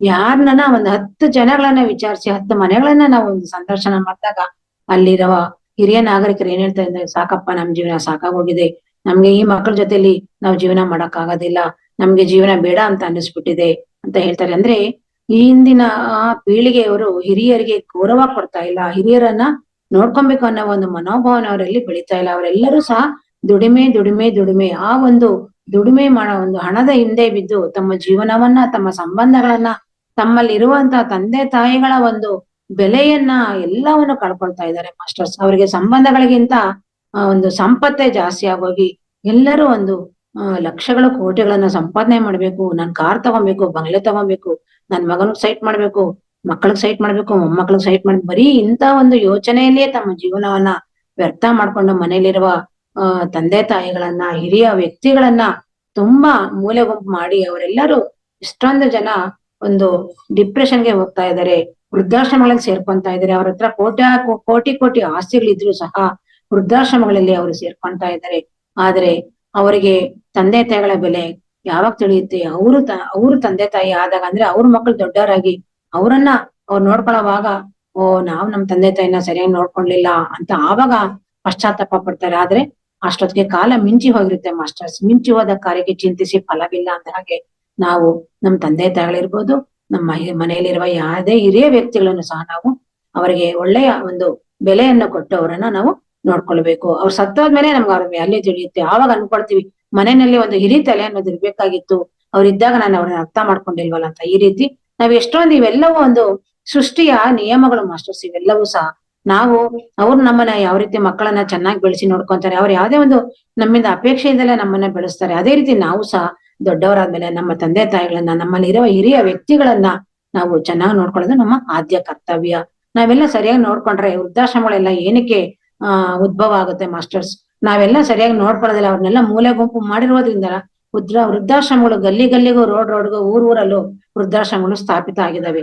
ಇದಕ್ಕೆಲ್ಲ ಯಾರು ಕಾರಣ? ಎಲ್ಲವೂ ನಾವೇ ಇದನ್ನ ನಿರ್ಮಾಣ ಮಾಡ್ಕೊಂಡಿರೋದು ಮಾಸ್ಟರ್ಸ್. ಈಗ ನಾವೊಂದ್ 50 ವರ್ಷದ ಹಿಂದೆ ಹೋದ್ರೆ ವೃದ್ಧಾಶ್ರಮ ಅನ್ನೋದು ಎಲ್ಲೋ ಒಂದೊಂದು ಕೇಳ್ಪಡ್ತಾ ಇತ್ತು ಅಷ್ಟೇ ಮಾಸ್ಟರ್ಸ್. ವೃದ್ಧಾಶ್ರಮ ಅಂದ್ರೇನೆ ಅಲ್ಲೋ ಆಶ್ರಮದಲ್ಲಿ ಅವ್ರನ್ನ ಸೇರ್ಸ್ಕೊಂತಾರ, ಅಲ್ಲೂ ಸಹ ಜೀವನ ಮಾಡ್ತಾರ ಅನ್ನೋ ತರ ನಮ್ಗೆ ಅದೊಂದು ಆಶ್ಚರ್ಯವಾದ ಸಂಗತಿ ಆಗ್ತಾ ಇತ್ತು. ಆದ್ರೆ ಇಂದಿನ ದಿನಗಳಲ್ಲಿ ವೃದ್ಧಾಶ್ರಮ ಅನ್ನೋದು ಸರ್ವೇ ಸಾಮಾನ್ಯ ಆಗ್ಬಿಟ್ಟಿದೆ. ಆದ್ರಿಂದ ನಾವು ಏನೇ ಆಗ್ಲಿ ನಮ್ಮ ಹತ್ರ ಇರೋವಾಗ ಅದನ್ನ ನಾವು ಸರಿಯಾದ ರೀತಿಯಲ್ಲಿ ಉಪಯೋಗಿಸ್ಕೊಬೇಕು. ನಮ್ಮ ಜೀವನನೇ ಇರ್ಬೋದು, ನಮ್ಮ ವಸ್ತುಗಳೇ ಇರ್ಬೋದು, ನಮ್ಮ ತಂದೆ ತಾಯಿಗಳೇ ಇರ್ಬೋದು, ಪ್ರತಿಯೊಬ್ಬರನ್ನ ನಾವು ಸರಿಯಾದ ರೀತಿಯಲ್ಲಿ ಉಪಯೋಗಿಸ್ಕೊಂಡು ಅವರ ಜೊತೆಲಿ ನಾವು ಜೀವನವನ್ನ ಮಾಡ್ಬೇಕು. ಒಮ್ಮೊಮ್ಮೆ ಏನಾಗತ್ತೆ ಅಂತಂದ್ರೆ, ಈಗ ನಮ್ಗೆ ತುಂಬಾ ಬೇಜಾರಾದಾಗ ನಾವೇನ್ ಮಾಡ್ತೀವಿ, ಅಯ್ಯೋ ನಾನು ಯಾಕಾದ್ರೆ ಹೆಂಗ್ಸಾಗ್ಬಿಟ್ನೋ, ನಾನ್ ಹೆಂಗ್ಸಾಗ್ದಲೆ ನಾನ್ ಗಂಡ್ಸಾಗ್ಬಿಟ್ಟಿದೆ, ನನ್ ಜೀವನ ಎಷ್ಟೋ ಚೆನ್ನಾಗಿತ್ತು, ಯಾರ ಮೇಲೂ ಡಿಪೆಂಡ್ ಆಗ್ತಾ ಇರ್ಲಿಲ್ಲ, ನನ್ ಪಡ ನಾನು ಏನ್ ಬೇಕೋ ಅದನ್ನ ಮಾಡ್ಕೊಂಡು ನನ್ಗೆ ಎಲ್ ಬೇಕೋ ಅಲ್ಲಿ ಓಡಾಡ್ತಾ ಇದ್ದೆ. ಆದ್ರೆ ಹೆಂಗಸರಿಗೆ ಆತರ ಸ್ವಾತಂತ್ರ್ಯ ಇಲ್ಲ ಅಂತ ನಾವ್ ಎಷ್ಟೊಂದ್ಸಲಿ ಅನ್ಕೊಂತೇವೆ. ಆದ್ರೆ ಇಲ್ಲ ಮಾಸ್ಟರ್ಸ್, ಹೆಂಗಸಾದಾಗ ಗಂಡಸಾಗ್ಬೇಕು ಅನ್ಕೊಂತೀವಿ, ಗಂಡಸಾದಾಗ ಹೆಂಗಸಾಗ್ಬೇಕು ಅಂತ ಅನ್ಕೊಂತೀವಿ. ಆದ್ರೆ ಗಂಡಸಾದಾಗ ಹೆಂಗಸಿನ ಬೆಲೆ ತಿಳಿಯುತ್ತೆ, ಹೆಂಗಸಾದಾಗ ಗಂಡಸಿನ ಬೆಲೆ ತಿಳಿಯುತ್ತೆ. ಈಗ ನಾವ್ ಏನ್ ಮಾಡ್ತೀವಿ, ಸಂಸಾರದಲ್ಲಿ ತುಂಬಾ ವಿರಕ್ತಿ ಆದಾಗ ಕಷ್ಟ ಕಾರ್ಪಣ್ಯಗಳು ಜಾಸ್ತಿ ಆದಾಗ ಒಬ್ಬ ಸನ್ಯಾಸಿನ ನೋಡ್ತೀವಿ, ದಾರಿಲಿ ಹೋಗೋ ಒಂದ್ ಸನ್ಯಾಸಿನೋ ಎಲ್ಲೋ ಒಬ್ಬರನ್ನ ನೋಡ್ತೀವಿ, ಸಾಧು ಸನ್ಯಾಸಿಗಳು ನೋಡಿದಾಗ ನೋಡಪ್ಪ ಇವ್ರದೇ ಆರಾಮು, ಇವ್ರಿಗೆ ಯಾವುದೇ ಒಂದು ಗಂಡ ಹೆಂಡತಿ ಮಕ್ಕಳು ಸಂಬಂಧ ಏನೂ ಇಲ್ಲ, ಎಷ್ಟು ಆರಾಮವಾಗಿದ್ದಾರೆ ಇವ್ರ ಜೀವನನೇ ಚೆನ್ನಾಗಿದೆಯಪ್ಪ ಅಂತ ನಾವ್ ಅನ್ಕೊಳ್ತೀವಿ. ಆದ್ರೆ ಸನ್ಯಾಸಿನ ಭೇಟಿ ಮಾಡಿದಾಗ ಅವನ್ ಹೇಳ್ತಾನೆ, ಅಯ್ಯೋ ನೀವು ಸಂಸಾರಿಗಳಾಗಿದ್ದೀರಾ, ನಿಮ್ಗೆ ಮಲಗೋದಕ್ಕೆ ಒಂದ್ ನೆಲೆ ಅಂತ ಇದೆ, ನಿಮ್ಗೆ ಮನೆಯಲ್ಲಿ ಒಂದ್ ಊಟ ಅಂತ ಮಾಡ್ತೀರಾ, ಯಾರೋ ಒಬ್ರು ನಿಮ್ಗೆ ನಿಮ್ ಪೋಷಣೆ ಮಾಡ್ತಾರೆ. ಆದ್ರೆ ನಮ್ದು ಹಾಗಲ್ಲ, ನಾವೆಲ್ಲಂದ್ರೆ ಅಲ್ಲೇ ಮಲ್ಕೊಂತೀವಿ, ನಾವು ಅಲ್ಲಿ ಇಲ್ಲಿ ಮನೆಗಳಲ್ಲಿ ಭಿಕ್ಷೆ ಬೇಡಿ ತಿಂತೀವಿ, ನಮ್ಮನ್ನ ಎಷ್ಟು ಜನ ಬೈಕೊಂಡು ನಮ್ಗೆ ಭಿಕ್ಷೆ ಹಾಕ್ತಾರೆ ಅಂತ ಹೇಳ್ತಾರೆ. ಆ ರೀತಿ ಸನ್ಯಾಸಿ ಆದಾಗ ಸಂಸಾರಿಯ ಒಂದು ಬೆಲೆ ತಿಳಿಯುತ್ತೆ, ಸಂಸಾರಿ ಆದಾಗ ಸನ್ಯಾಸಿಯ ಬೆಲೆ ತಿಳಿಯುತ್ತೆ. ನೋಡಿ ಮಾಸ್ಟರ್ಸ್, ಈ ಕರೋನಾ ಟೈಮಲ್ಲಿ ನಾವ್ ಎಷ್ಟೆಲ್ಲ ನಾವು ಒಂದು ಅನುಭವಗಳನ್ನ ಪಡ್ಕೊಂಡ್ವಿ. ಕರೋನಾ ಟೈಮ್ನಲ್ಲಿ ಊಟ ಅಂದ್ರೆ ಏನು, ಮನೆ ಅಂದ್ರೆ ಏನು, ಸಂಬಂಧಗಳು ಅಂದ್ರೆ ಏನು, ಸಂಸಾರ ಅಂದ್ರೆ ಏನು, ನಾವ್ ಏನಕ್ ಬೆಲೆ ಕೊಡ್ಬೇಕು, ನಾವು ಹಣಕ್ಕೆ ಬೆಲೆ ಕೊಡಬಾರ್ದು ಅನ್ನೋದು ಕರೋನಾ ಟೈಮಲ್ಲಿ ಎಷ್ಟೊಂದು ಜನಗಳಿಗೆ ಮನವರಿಕೆ ಆಗಿದೆ ಮಾಸ್ಟರ್ಸ್. ಆ ಹಣ ಯಾರಿಗೂ ಏನು ಕೆಲ್ಸನೇ ಮಾಡ್ಲಿಲ್ಲ, ಕೋಟಿ ಕೋಟಿ ಹಣಗಳಿದ್ದವರು ಸಹ ಅವರ ಒಂದು ಕೊರೋನಾದ ಒಂದು ಕಾಯಿಲೆಯಿಂದ ಎಷ್ಟೊಂದು ಜನ ಆ ಉಸಿರಾಟದ ತೊಂದರೆಯಿಂದ ಎಷ್ಟು ಜನಗಳು, ಎಷ್ಟು ಕುಟುಂಬಗಳಲ್ಲಿ ಒಟ್ಟೊಟ್ಟಿಗೆ ಮೂರ್ ಜನ ನಾಲ್ಕು ಜನ ಒಟ್ಟೊಟ್ಟಿಗೆ ಸತ್ತು ಹೋಗುವಂತ ಒಂದು ಪ್ರಸಂಗ ಬಂತು. ಆವಾಗ ಎಷ್ಟೋ ನಮ್ಮ ಮನುಷ್ಯರಿಗೆ ಆ ಮನುಷ್ಯನ ಒಂದು ಹಣದ ಒಂದು ಬೆಲೆ ಏನು, ಹಣದಿಂದ ಏನು ಪ್ರಯೋಜನ ಇಲ್ಲ, ನಾವು ಬರೀ ಹಣದಿಂದ ಏನನ್ನೋ ಸಾಧನೆ ಮಾಡ್ಬೋದು ಅಂತ ನಾವು ಅನ್ಕೊಂತೀವಿ. ಖಂಡಿತ ಹಣದಿಂದ ಎಲ್ಲವನ್ನು ಪಡೆಯೋದಕ್ಕೆ ಸಾಧ್ಯ ಇಲ್ಲ ಅಂತ ಕೊರೋನಾ ನಮ್ಗೆ ತುಂಬಾ ನಮ್ಗೆ ಒಂದು ಕಣ್ ತೆರೆಸಿದೆ ಅಂತಾನೆ ಹೇಳ್ಬೋದು. ಸಂಬಂಧಗಳನ್ನ ಕುರ್ತಿರ್ಬೋದು, ಒಂದು ಹಣದ ಮಹತ್ವ ಇರ್ಬೋದು, ಅದು ಸಹ ತಿಳ್ಕೊಂಡಿವಿ, ಮತ್ತು ಆರೋಗ್ಯದ ಮಹತ್ವ ಅದ್ರ ಬಗ್ಗೆನೂ ಸಹ ತುಂಬಾ ತಿಳ್ಕೊಂಡಿದೀವಿ. ಯಾಕೆಂದ್ರೆ ಮಾಸ್ಟರ್ಸ್, ನಮ್ಗೆ ಒಂದೆರಡು ದಿನ ಅನಾರೋಗ್ಯ ಆದ್ರೆ ನಾವ್ ಎಷ್ಟು ಬೇಜಾರಾಗ್ಬಿಡುತ್ತೆ, ನಮ್ಗೆ ಊಟ ಸೇರೋದಿಲ್ಲ, ತಿಂಡಿ ಸೇರೋದಿಲ್ಲ, ನಮ್ಗೆ ಎಲ್ಲದರಲ್ಲೂ ಸಹ ನಿರಾಸಕ್ತಿ ಇರುತ್ತೆ. ಆವಾಗ ನಮ್ಗೆ ಅನ್ಸುತ್ತೆ, ಅಪ್ಪ ಏನಪ್ಪಾ ನಾನು ಎಷ್ಟ್ ಚೆನ್ನಾಗ್ ಓಡಾಡ್ಕೊಂಡಿದ್ದೆ, ನನ್ ಪಡ ನಾನು ಆರೋಗ್ಯವಾಗಿದೆ, ತಿನ್ಕೊಂಡು ಉಣ್ಕೊಂಡು, ಏನಪ್ಪಾ ನಾನು ಯಾವಾಗ ತಿಂತೀನೋ, ಯಾವಾಗ ಅನ್ನ ಊಟ ಮಾಡ್ತೀನೋ, ಯಾವಾಗ ನಾನು ಕಾಫಿ ಕುಡಿತೀನೋ, ಯಾವಾಗ ನಾನು ಎಲ್ರ ಹಾಗೆ ನಾನು ಓಡಾಡ್ಕೊಂಡಿರ್ತೀನೋ ಅಂತ ನಾವ್ ಅನ್ಕೊಂತೀವಿ. ಅಂದ್ರೆ ನಾವು ಆರೋಗ್ಯ ಓಡಾಡ್ಕೊಂಡು ನಮ್ ಪಡ ನಾವು ಕೆಲಸ ಮಾಡ್ಕೊಂಡಿರುವಾಗ ನಮಗೆ ನಮ್ಮ ಒಂದು ಅನಾರೋಗ್ಯದ ಒಂದು ಇದು ತಿಳಿದಿರೋದಿಲ್ಲ. ನಾವ್ ಯಾವಾಗ ಅನಾರೋಗ್ಯ ಆಗ್ತೀವೋ ನಾವು ಬೇರೆಯವ್ರ ಮೇಲೆ ಅವಲಂಬಿತರಾಗ್ತೇವೆ. ನಮ್ಗೊಂದು ನೀರ್ ಬೇಕು ಅಂದ್ರೂ ಅವ್ರನ್ನ ನೀರ್ ಕೊಡಿ ಅಂತೀವಿ, ಆಮೇಲೆ ಏನಾದ್ರೂ ಒಂದು ನಮ್ಮ ಬಟ್ಟೆಗಳು ಬೇಕು ಅಂದ್ರೆ ನಮ್ ಬಟ್ಟೆಗಳು ಕೊಡಿ ಅಂತೀವಿ, ಮತ್ತೆ ವಾಶ್ರೂಮ್ ನಮ್ಮನ್ನ ಕರ್ಕೊಂಡೋಗಿ ಅಂತೀವಿ, ಮತ್ತೆ ನಮ್ಗೆ ತಿಂಡಿ ಕೊಡಿ, ಊಟ ಕೊಡಿ ಅಂತ ನಾವು ಅವನ ಮೇಲೆ ಅವಲಂಬಿತರಾಗ್ತೇವೆ. ಆವಾಗ ನಮ್ಗೆ ನಮ್ಮ ಅನಾರೋಗ್ಯ ಅಂದ್ರೆ ಇದ್ರ ಆರೋಗ್ಯದ ಬೆಲೆ ಅನಾರೋಗ್ಯದಲ್ಲಿ ಗೊತ್ತಾಗುತ್ತೆ.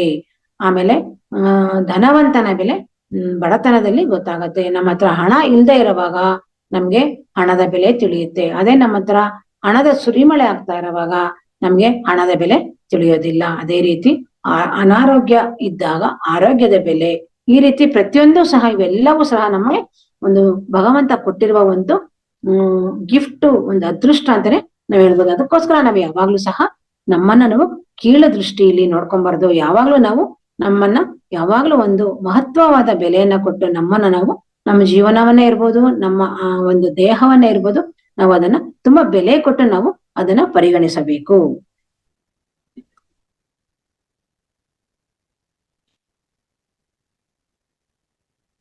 ಈಗ ನಮ್ಮ ಶರೀರದ ಅಂಗಗಳನ್ನೇ ನೋಡಿ ಮಾಸ್ಟರ್ಸ್. ಈಗ ನಮ್ಗೆ ಕಣ್ಣಿಲ್ಲ ಅಂತಂದ್ರೆ, ಇವಾಗೆಲ್ಲಾ ವಿಜ್ಞಾನ ಮುಂದುವರೆದಿದೆ. ಕಣ್ಣುಗಳಿಲ್ಲ ಅಂದ್ರೆ ಹಣ ಖರ್ಚು ಮಾಡಿದ್ರೆ ಕಣ್ಣುಗಳನ್ನ ಸಹ ಹಾಕುವಂತ ಒಂದು ಆಧುನಿಕತೆ ಮುಂದುವರೆದಿದೆ.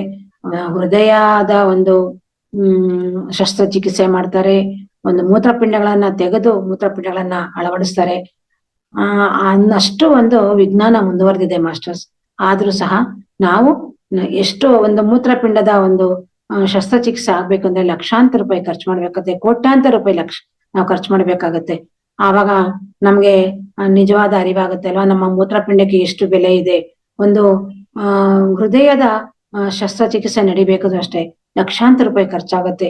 ಆಗ ನಮ್ಗೆ ಪ್ರಕೃತಿ ತನ್ನ ಕೆಲಸ ತಾನೇ ಮಾಡೋದಕ್ಕೆ ನಮ್ಗೆ ಹೃದಯವನ್ನ ಕೊಟ್ಟಿರುತ್ತೆ, ನಮ್ಮ ದೇಹದಲ್ಲಿರುವ ಎಲ್ಲ ಒಂದು ಅಂಗಾಂಗಗಳನ್ನು ಕೊಟ್ಟಿರುತ್ತೆ.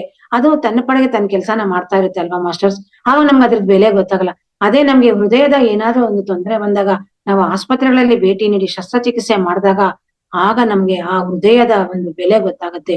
ಅಲ್ಲಿ ಒಂದು ಸಣ್ಣದಾಗಿ ಒಂದು 10 ನಿಮಿಷ ಅಥವಾ ಅರ್ಧ ಗಂಟೆ ಏನೋ ಒಂದು ಶಸ್ತ್ರಚಿಕಿತ್ಸೆ ಮಾಡಿ, ಒಂದು ಸ್ಟಂಟ್ ಹಾಕಿನೋ ಒಂದು ಏನೋ ಒಂದು ನಮ್ಗೆ ಒಂದು ಕೆಲಸ ಮಾಡಿ, ಒಂದು ಸಣ್ಣ ಕೆಲಸವನ್ನ ಒಂದು 1 hour ಒಳಗಡೆ ಮಾಡಿ ನಮ್ಮನ್ನ ಮನೆಗೆ ಕಳ್ಸ್ಕೊಡ್ತಾರೆ.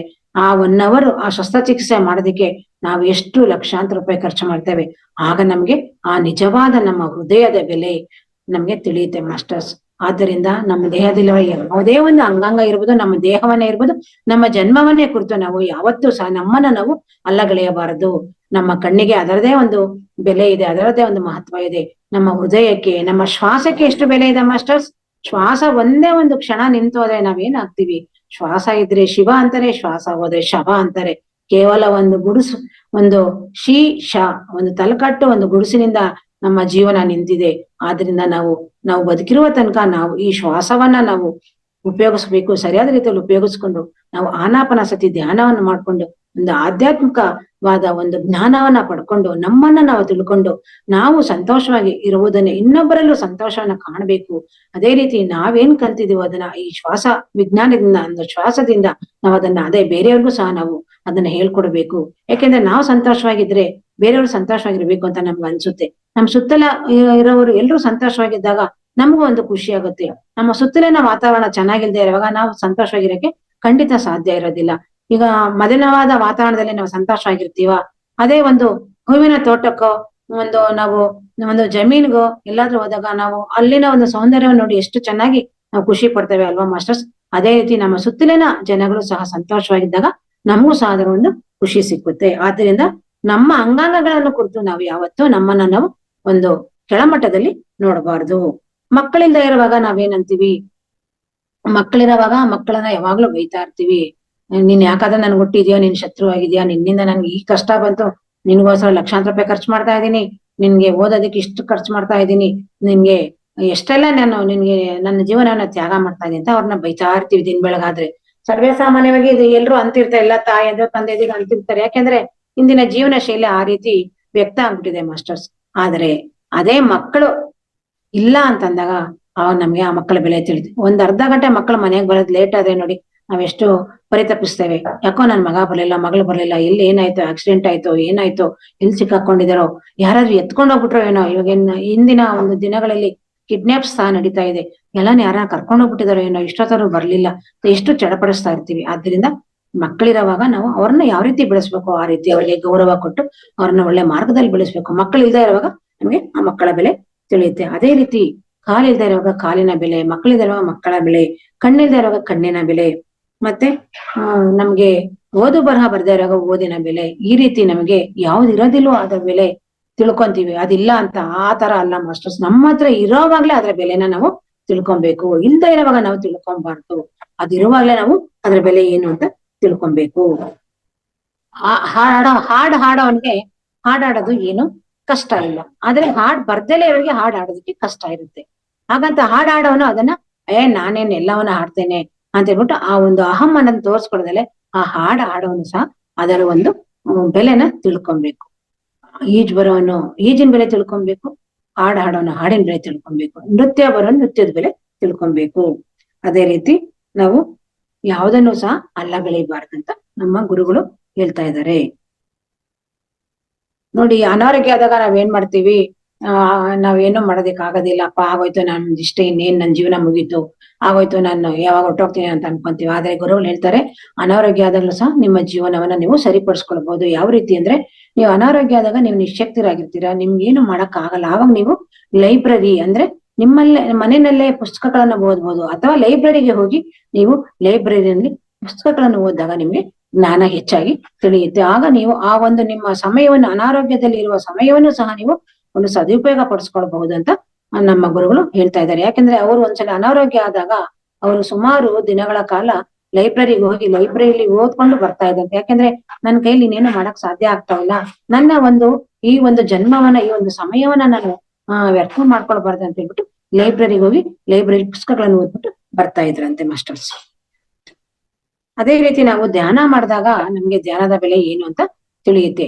ಯಾಕೆಂತಂದ್ರೆ ಧ್ಯಾನಕ್ಕೆ ಬರೋದಕ್ ಮುಂಚೆ ನಮ್ ಜೀವನದಲ್ಲಿ ಏನೋ ಒಂಥರ ನಮ್ಮಲ್ಲಿ ನಿರಾಸೆ, ಭಯ, ಆತಂಕ, ಚಡಪಡಿಕೆ, ಯಾವಾಗ್ಲೂ ನಮ್ಗೆ ಸಮಸ್ಯೆಗಳ ಮೇಲೆ ಸಮಸ್ಯೆಗಳು ಬರೋದು, ಅದನ್ನ ಯಾವ ರೀತಿ ನಿವಾರಣೆ ಮಾಡೋದು ಅಂತ ಒಂದು ಆಕಾಶ ತಲೆ ಮೇಲೆ ಬಿದ್ದ ಹಾಗೆ ಯಾವಾಗ್ಲೂ ಒಂದು ರೀತಿಯ ನಾವು ಯೋಚನಾ ಮಗ್ನರಾಗಿ ಇರ್ತಾ ಇದ್ವಿ. ಆದ್ರೆ ನಾವು ಧ್ಯಾನಕ್ಕೆ ಬಂದ ಮೇಲೆ ನಮಗೆ ಎಲ್ಲದಕ್ಕೂ ಒಂದು ಸೊಲ್ಯೂಷನ್, ಒಂದು ಪರಿಹಾರ ಸಿಕ್ಕಿದೆ. ಏನಪ್ಪಾ ಅಂತಂದ್ರೆ ಧ್ಯಾನ ಮಾಡೋದ್ರಿಂದ ನಾವು ಎಲ್ಲವನ್ನು ಪಡೆಯಬಹುದು. ಧ್ಯಾನವು ಸರ್ವರೋಗ ಸರ್ವರೋಗಾనికి ಸಾರಾಯಿ ಮದ್ದು ಅನ್ನುವ ಹಾಗೆ ಈ ಒಂದು ಧ್ಯಾನ ಅನ್ನೋದು ಎಲ್ಲದಕ್ಕೂ ನಮ್ಗೆ ಒಂದು ಅಮೃತ ಅಂತ ಹೇಳ್ಬಹುದು. ಅಮೃತ ಕುಡಿದಾಗ ನಮ್ಗೆ ಹೆಂಗೆ ಒಂದು ಸಾವಿಲ್ಲ ಅಂತ ಅನ್ಕೊಳ್ತೇವೆ, ಅದೇ ರೀತಿ ಈ ಒಂದು ಧ್ಯಾನದಕ್ಕೆ ಬಂದಾಗ ನಾವು ಸಾವಿಗೆ ಹೆದರೋದಿಲ್ಲ, ಭಯ ಪಡೋದಿಲ್ಲ, ಧೈರ್ಯ ಬರುತ್ತೆ. ಆಮೇಲೆ ಸಮಸ್ಯೆಗಳಿಗೆ ನಾವು ಹೆದರ್ಕೊಳ್ಳೋದಿಲ್ಲ, ಸಮಸ್ಯೆಗಳನ್ನ ಎದುರಿಸ್ತೇವೆ. ನಮ್ಮಲ್ಲಿ ಒಂದು ಕೋಪ ಕಡಿಮೆ ಆಗತ್ತೆ, ನಮ್ಮಲ್ಲಿ ಪ್ರೀತಿ ಜಾಸ್ತಿ ಆಗುತ್ತೆ, ಎಲ್ಲರನ್ನ ಒಂದು ಸಮಾನತೆಯಿಂದ ನೋಡ್ತೇವೆ, ಯಾರನ್ನೂ ಸಹ ಕೀಳರಿಮೆ ದೃಷ್ಟಿಯಿಂದ ನೋಡುವುದಿಲ್ಲ, ಪ್ರತಿಯೊಬ್ಬರನ್ನೂ ಸಹ ಪ್ರೀತಿಸ್ತೇವೆ. ನಮ್ಮಲ್ಲಿ ನಾವು ಅಜ್ಞಾನದಿಂದ ಜ್ಞಾನದ ಕಡೆಗೆ ಪ್ರಯಾಣವನ್ನ ಬೆಳೆಸ್ತೇವೆ. ನಮ್ಮಲ್ಲಿ ಇರುವ ಅಹಂಕಾರ ಇರ್ಬೋದು, ಕೋಪ ಇರ್ಬೋದು, ನಮ್ಮಲ್ಲಿರುವ ಎಲ್ಲ ದುರ್ಗುಣಗಳು, ಎಲ್ಲ ನಕಾರಾತ್ಮಕಗಳು ಸಹ ನಮ್ಮಿಂದ ದೂರವಾಗ್ತಾ ಆಗ್ತಾ ನಾವು ಒಂದು ಸಕಾರಾತ್ಮಕ ಗುಣಗಳಿಗೆ ನಾವು ಹತ್ತಿರ ಆಗ್ತಾ ಬರ್ತೇವೆ. ನಮ್ಮನ್ನು ನಾವು ಅರಿತಾ ಹೋಗ್ತೇವೆ. ನಾನು ಈ ಜನ್ಮವನ್ನು ಸಾರ್ಥಕಪಡಿಸಿಕೊಳ್ಳಬೇಕು, ನನ್ನ ಜೀವನವನ್ನ ವ್ಯರ್ಥ ಮಾಡಿಕೊಳ್ಳಬಾರದು, ನನ್ನ ಜೀವನದಲ್ಲಿ ನಾನು ಆಧ್ಯಾತ್ಮಿಕವಾದ ಹಲವಾರು ಆಧ್ಯಾತ್ಮಿಕವಾಗಿ ಚಿಂತನೆಯನ್ನ ಮಾಡ್ಬೇಕು, ಆಧ್ಯಾತ್ಮಿಕ ಜ್ಞಾನವನ್ನ ಪಡೆಯಬೇಕು, ಆ ಜ್ಞಾನವನ್ನ ಪ್ರತಿಯೊಬ್ಬರಿಗೂ ಹೇಳ್ಕೊಡ್ಬೇಕು, ನನ್ನ ಜೀವನದ ಶೈಲಿಯನ್ನ ಬದಲಾವಣೆ ಮಾಡ್ಕೊಳ್ಬೇಕು.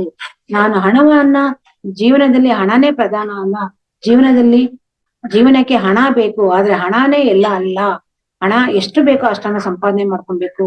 ಈ ರೀತಿಯ ಒಂದು ಸಣ್ಣ ಸಣ್ಣ ಸಣ್ಣ ವಿಷಯಗಳು ನಮ್ಗೆ ಒಂದು ಪರಿಪಾಠವನ್ನ, ಒಂದು ಜ್ಞಾನವನ್ನ ಈ ಧ್ಯಾನ ಅನ್ನೋದು ನಮ್ಗೆ ಹೇಳ್ಕೊಡುತ್ತೆ ಮಾಸ್ಟರ್ಸ್. ಆದ್ರೆ ಧ್ಯಾನ ಮಾಡೋವನಿಗೆ ಮಾತ್ರನೇ ಅದರ ನಿಜವಾದ ಬೆಲೆ ತಿಳಿಯುತ್ತೆ. ಧ್ಯಾನ ಮಾಡ್ದಲೇ ಇರೋರಿಗೆ ಏನು ಗೊತ್ತಾಗೋದಿಲ್ಲ. ಅವ್ರು ಅನ್ಕೊಬಹುದು, ಇವ್ರು ಧ್ಯಾನ ಮಾಡ್ತಾರೆ, ಕಣ್ಣು ಮುಚ್ಕೊಂಡು ಕೂತ್ಕೊಂಡು ನಿದ್ರೆ ಮಾಡ್ತಾರೆ ಅಂತ ಅನ್ಕೊಬಹುದು. ಆದ್ರೆ ಆ ಕಣ್ಣು ಮುಚ್ಕೊಂಡು ಕೂತ್ಕೊಂಡು ನಿದ್ರೆ ಮಾಡೋದ್ರಲ್ಲಿ ನಮ್ಗೆ ಎಂತ ಒಂದು ಜ್ಞಾನ ಸಿಕ್ಕುತ್ತೆ, ಎಂತ ಒಂದು ಮನಃಶಾಂತಿ ಸಿಕ್ಕುತ್ತೆ ಅಂತ ಅದು ಧ್ಯಾನ ಮಾಡುವವರಿಗೆ ಮಾತ್ರನೇ ತಿಳಿಯುತ್ತೆ ಮಾಸ್ಟರ್ಸ್, ಬೇರೆಯವ್ರಿಗೆ ಗೊತ್ತಾಗೋದಿಲ್ಲ. ಆದ್ರಿಂದ ಧ್ಯಾನ ಮಾಡ್ದವರಿಗೆ ಧ್ಯಾನದ ಮಹತ್ವ ತಿಳಿಯಲ್ಲ. ಮತ್ತೆ ಹೇಗೆ ನಮ್ಗೆ ಕೈ ಇಲ್ದೇ ಇರೋರಿಗೆ ಕೈ ಇರೋರ್ದು ತಿಳಿಯೋದಿಲ್ವೋ, ಆ ರೀತಿ ನಮ್ ಪ್ರತಿಯೊಂದು ಅಷ್ಟೇ ಧ್ಯಾನ ಮಾಡ್ತಾ ಇರೋರಿಗೆ ಧ್ಯಾನದ ಮಹತ್ವ ತಿಳಿಯೋದಿಲ್ಲ. ಅದೇ ರೀತಿ ಪ್ರತಿಯೊಬ್ಬ ಮನುಷ್ಯನಿಗೂ ಏನಿರೋದಿಲ್ವೋ ಅದ್ರ ಬಗ್ಗೆ ತಿಳಿಬೇಕು ಅಂದ್ರೆ ಅದು ಇದ್ದಾಗ್ಲೇ ನಾವು ಅದನ್ನ ತಿಳ್ಕೊಬೇಕು. ಈಗ ನಾವು ಪ್ರಕೃತಿ ನಮ್ಗೆ ಜೋರಾದ್ ಮಳೆ ಕೊಡುತ್ತೆ, ಜೋರಾದ್ ಮಳೆ ಕೊಟ್ಟಾಗ ನಾವು ಪ್ರಕೃತಿನ ಬೈಕೊಳ್ತೇವೆ, ಏನಪ್ಪಾ ಇಷ್ಟೊಂದ್ ಮಳೆ ಬರ್ತಾ ಇದೆ ಅಂತ ಅಲ್ವಾ. ನಾವು ಪ್ರಕೃತಿನ ಬೈಬಾರ್ದು, ಯಾಕೆಂದ್ರೆ ಅಕ್ಸೆಪ್ಟ್ ಮಾಡ್ಬೇಕು. ಪ್ರಕೃತಿ ಗೊತ್ತಿದೆ ಯಾವ ಟೈಮಲ್ಲಿ ಏನ್ ಕೊಡ್ಬೇಕು, ಏನ್ ಕೊಡ್ಬಾರ್ದು ಅಂತ. ನಮ್ಗೇನ್ ಗೊತ್ತು?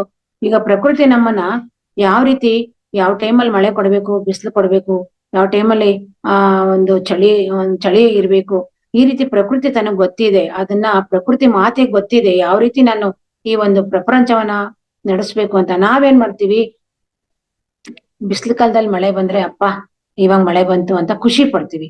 ಮಳೆಗಾಲದಲ್ಲಿ ಮಳೆ ಸುರಿತಾ ಇದ್ರೆ ಬೈತಾ ಇರ್ತೀವಿ, ಏನ್ ಮಳೆ ಬರ್ತಾ ಇದೆ, ಮಳೆ ನಿಲ್ತಾನೆ ಇಲ್ಲ, ನಮ್ ಕೆಲ್ಸಗಳೆಲ್ಲ ನಿಂತು ಹೋಗ್ತಾ ಇದೆ, ಏನ್ ಕೆಲ್ಸ ನಾವು ಮಾಡಕ್ ಆಗ್ತಾ ಇಲ್ಲ ಅಂತ. ಮಾಸ್ಟರ್ಸ್, ನಿಜವಾಗ್ಲೂ ನಾವ್ ಆತರ ಎಲ್ಲ ಮಾಡಬಾರ್ದು. ನಾವು ಅದನ್ನು ಸಹ ಸ್ವೀಕಾರ ಮಾಡ್ಬೇಕು. ಯಾಕೆಂದ್ರೆ ಪ್ರಕೃತಿ ನಮ್ಗೆ ಏನೇ ಕೊಟ್ರು ಸಹ ಅದು ಒಂದು ಒಳ್ಳೆಯ ಉದ್ದೇಶದಿಂದಾನೇ ಕೊಟ್ಟಿರುತ್ತೆ. ಪ್ರಕೃತಿ ವಿಕೋಪಕ್ಕೆ ಹೋಗೋದಕ್ಕೂ ಸಹ ನಾವೇ ಕಾರಣ ಅಲ್ವಾ ಮಾಸ್ಟರ್ಸ್. ಆ ಪ್ರಕೃತಿಯನ್ನ ಸರಿಯಾದ ರೀತಿಯಲ್ಲಿ ನಾವು ಉಪಯೋಗಿಸ್ಕೊಳ್ಳೋದಲ್ಲೇ ಆ ಪ್ರಕೃತಿಗೆ ಕೋಪ ಬಂದು ಆ ಪ್ರಕೃತಿ ವಿಕೋಪಕ್ಕೆ ಹೋಗಿ ನಮ್ಗೆ ಸುನಾಮಿಗಳಂತೆ, ಹೆಚ್ಚು ಹೆಚ್ಚು ಮಳೆಯಂತೆ, ಈ ರೀತಿ ನಮ್ಗೆ ಬರೋದಕ್ಕೆ ನಾವೇ ಆ ಪ್ರಕೃತಿ ಮಾತೆಯನ್ನ ಉದ್ರೇಕ ಮಾಡ್ತಾ ಇದ್ದೇವೆ. ನಾವು ಪ್ರಕೃತಿನ ಎಷ್ಟು ರೀತಿ ಯಾವ ರೀತಿ ಬಳಸ್ಕೊಬೇಕು ಆ ರೀತಿ ಬಳಸ್ಕೊಂಡಾಗ ನಮ್ಗೆ ಪ್ರಕೃತಿ ನಮ್ಮ ಜೊತೆ ಖಂಡಿತವಾಗಿ ಸಹಕಾರ ಮಾಡುತ್ತೆ.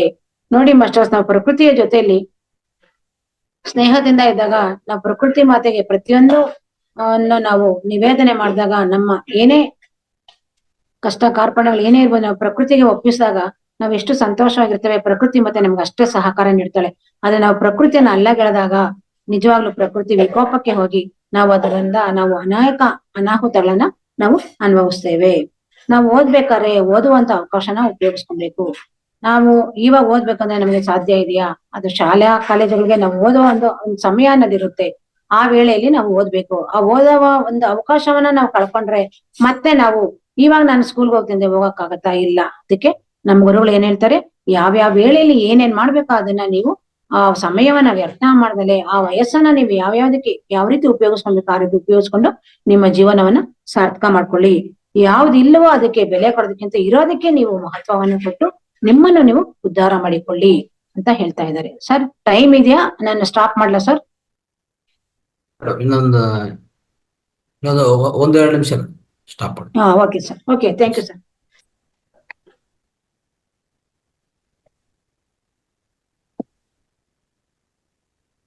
ಒಂದ್ಸಲಿ ಗುರುಗಳು ಪ್ರಯಾಣ ಮಾಡ್ತಾ ಇದ್ರಂತೆ.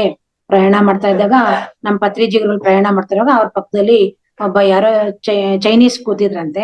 ಆವಾಗ ಅವರು ತುಂಬಾ ಬೇಜಾರ್ನಲ್ಲಿದ್ರಂತೆ. ಯಾಕೆ ಅಂತ ಗುರುಗಳು ವಿಚಾರಿಸಿದ್ರಂತೆ. ವಿಚಾರಿಸಿದಾಗ ಅವ್ರು ಹೇಳಿದ್ರಂತೆ, ನನಗೆ ನನ್ನ ಕೈನಲ್ಲಿ ಕಿರು ಬೆರಳಿಲ್ಲ, ಇನ್ನೆಲ್ಲಾ ಬೆರಳುಗಳಿದೆ, ಅದಕ್ಕೋಸ್ಕರ ನನಗೆ ತುಂಬಾ ಬೇಜಾರಾಗ್ತಾ ಇದೆ ಅಂತ ಹೇಳಿದ್ರಂತೆ.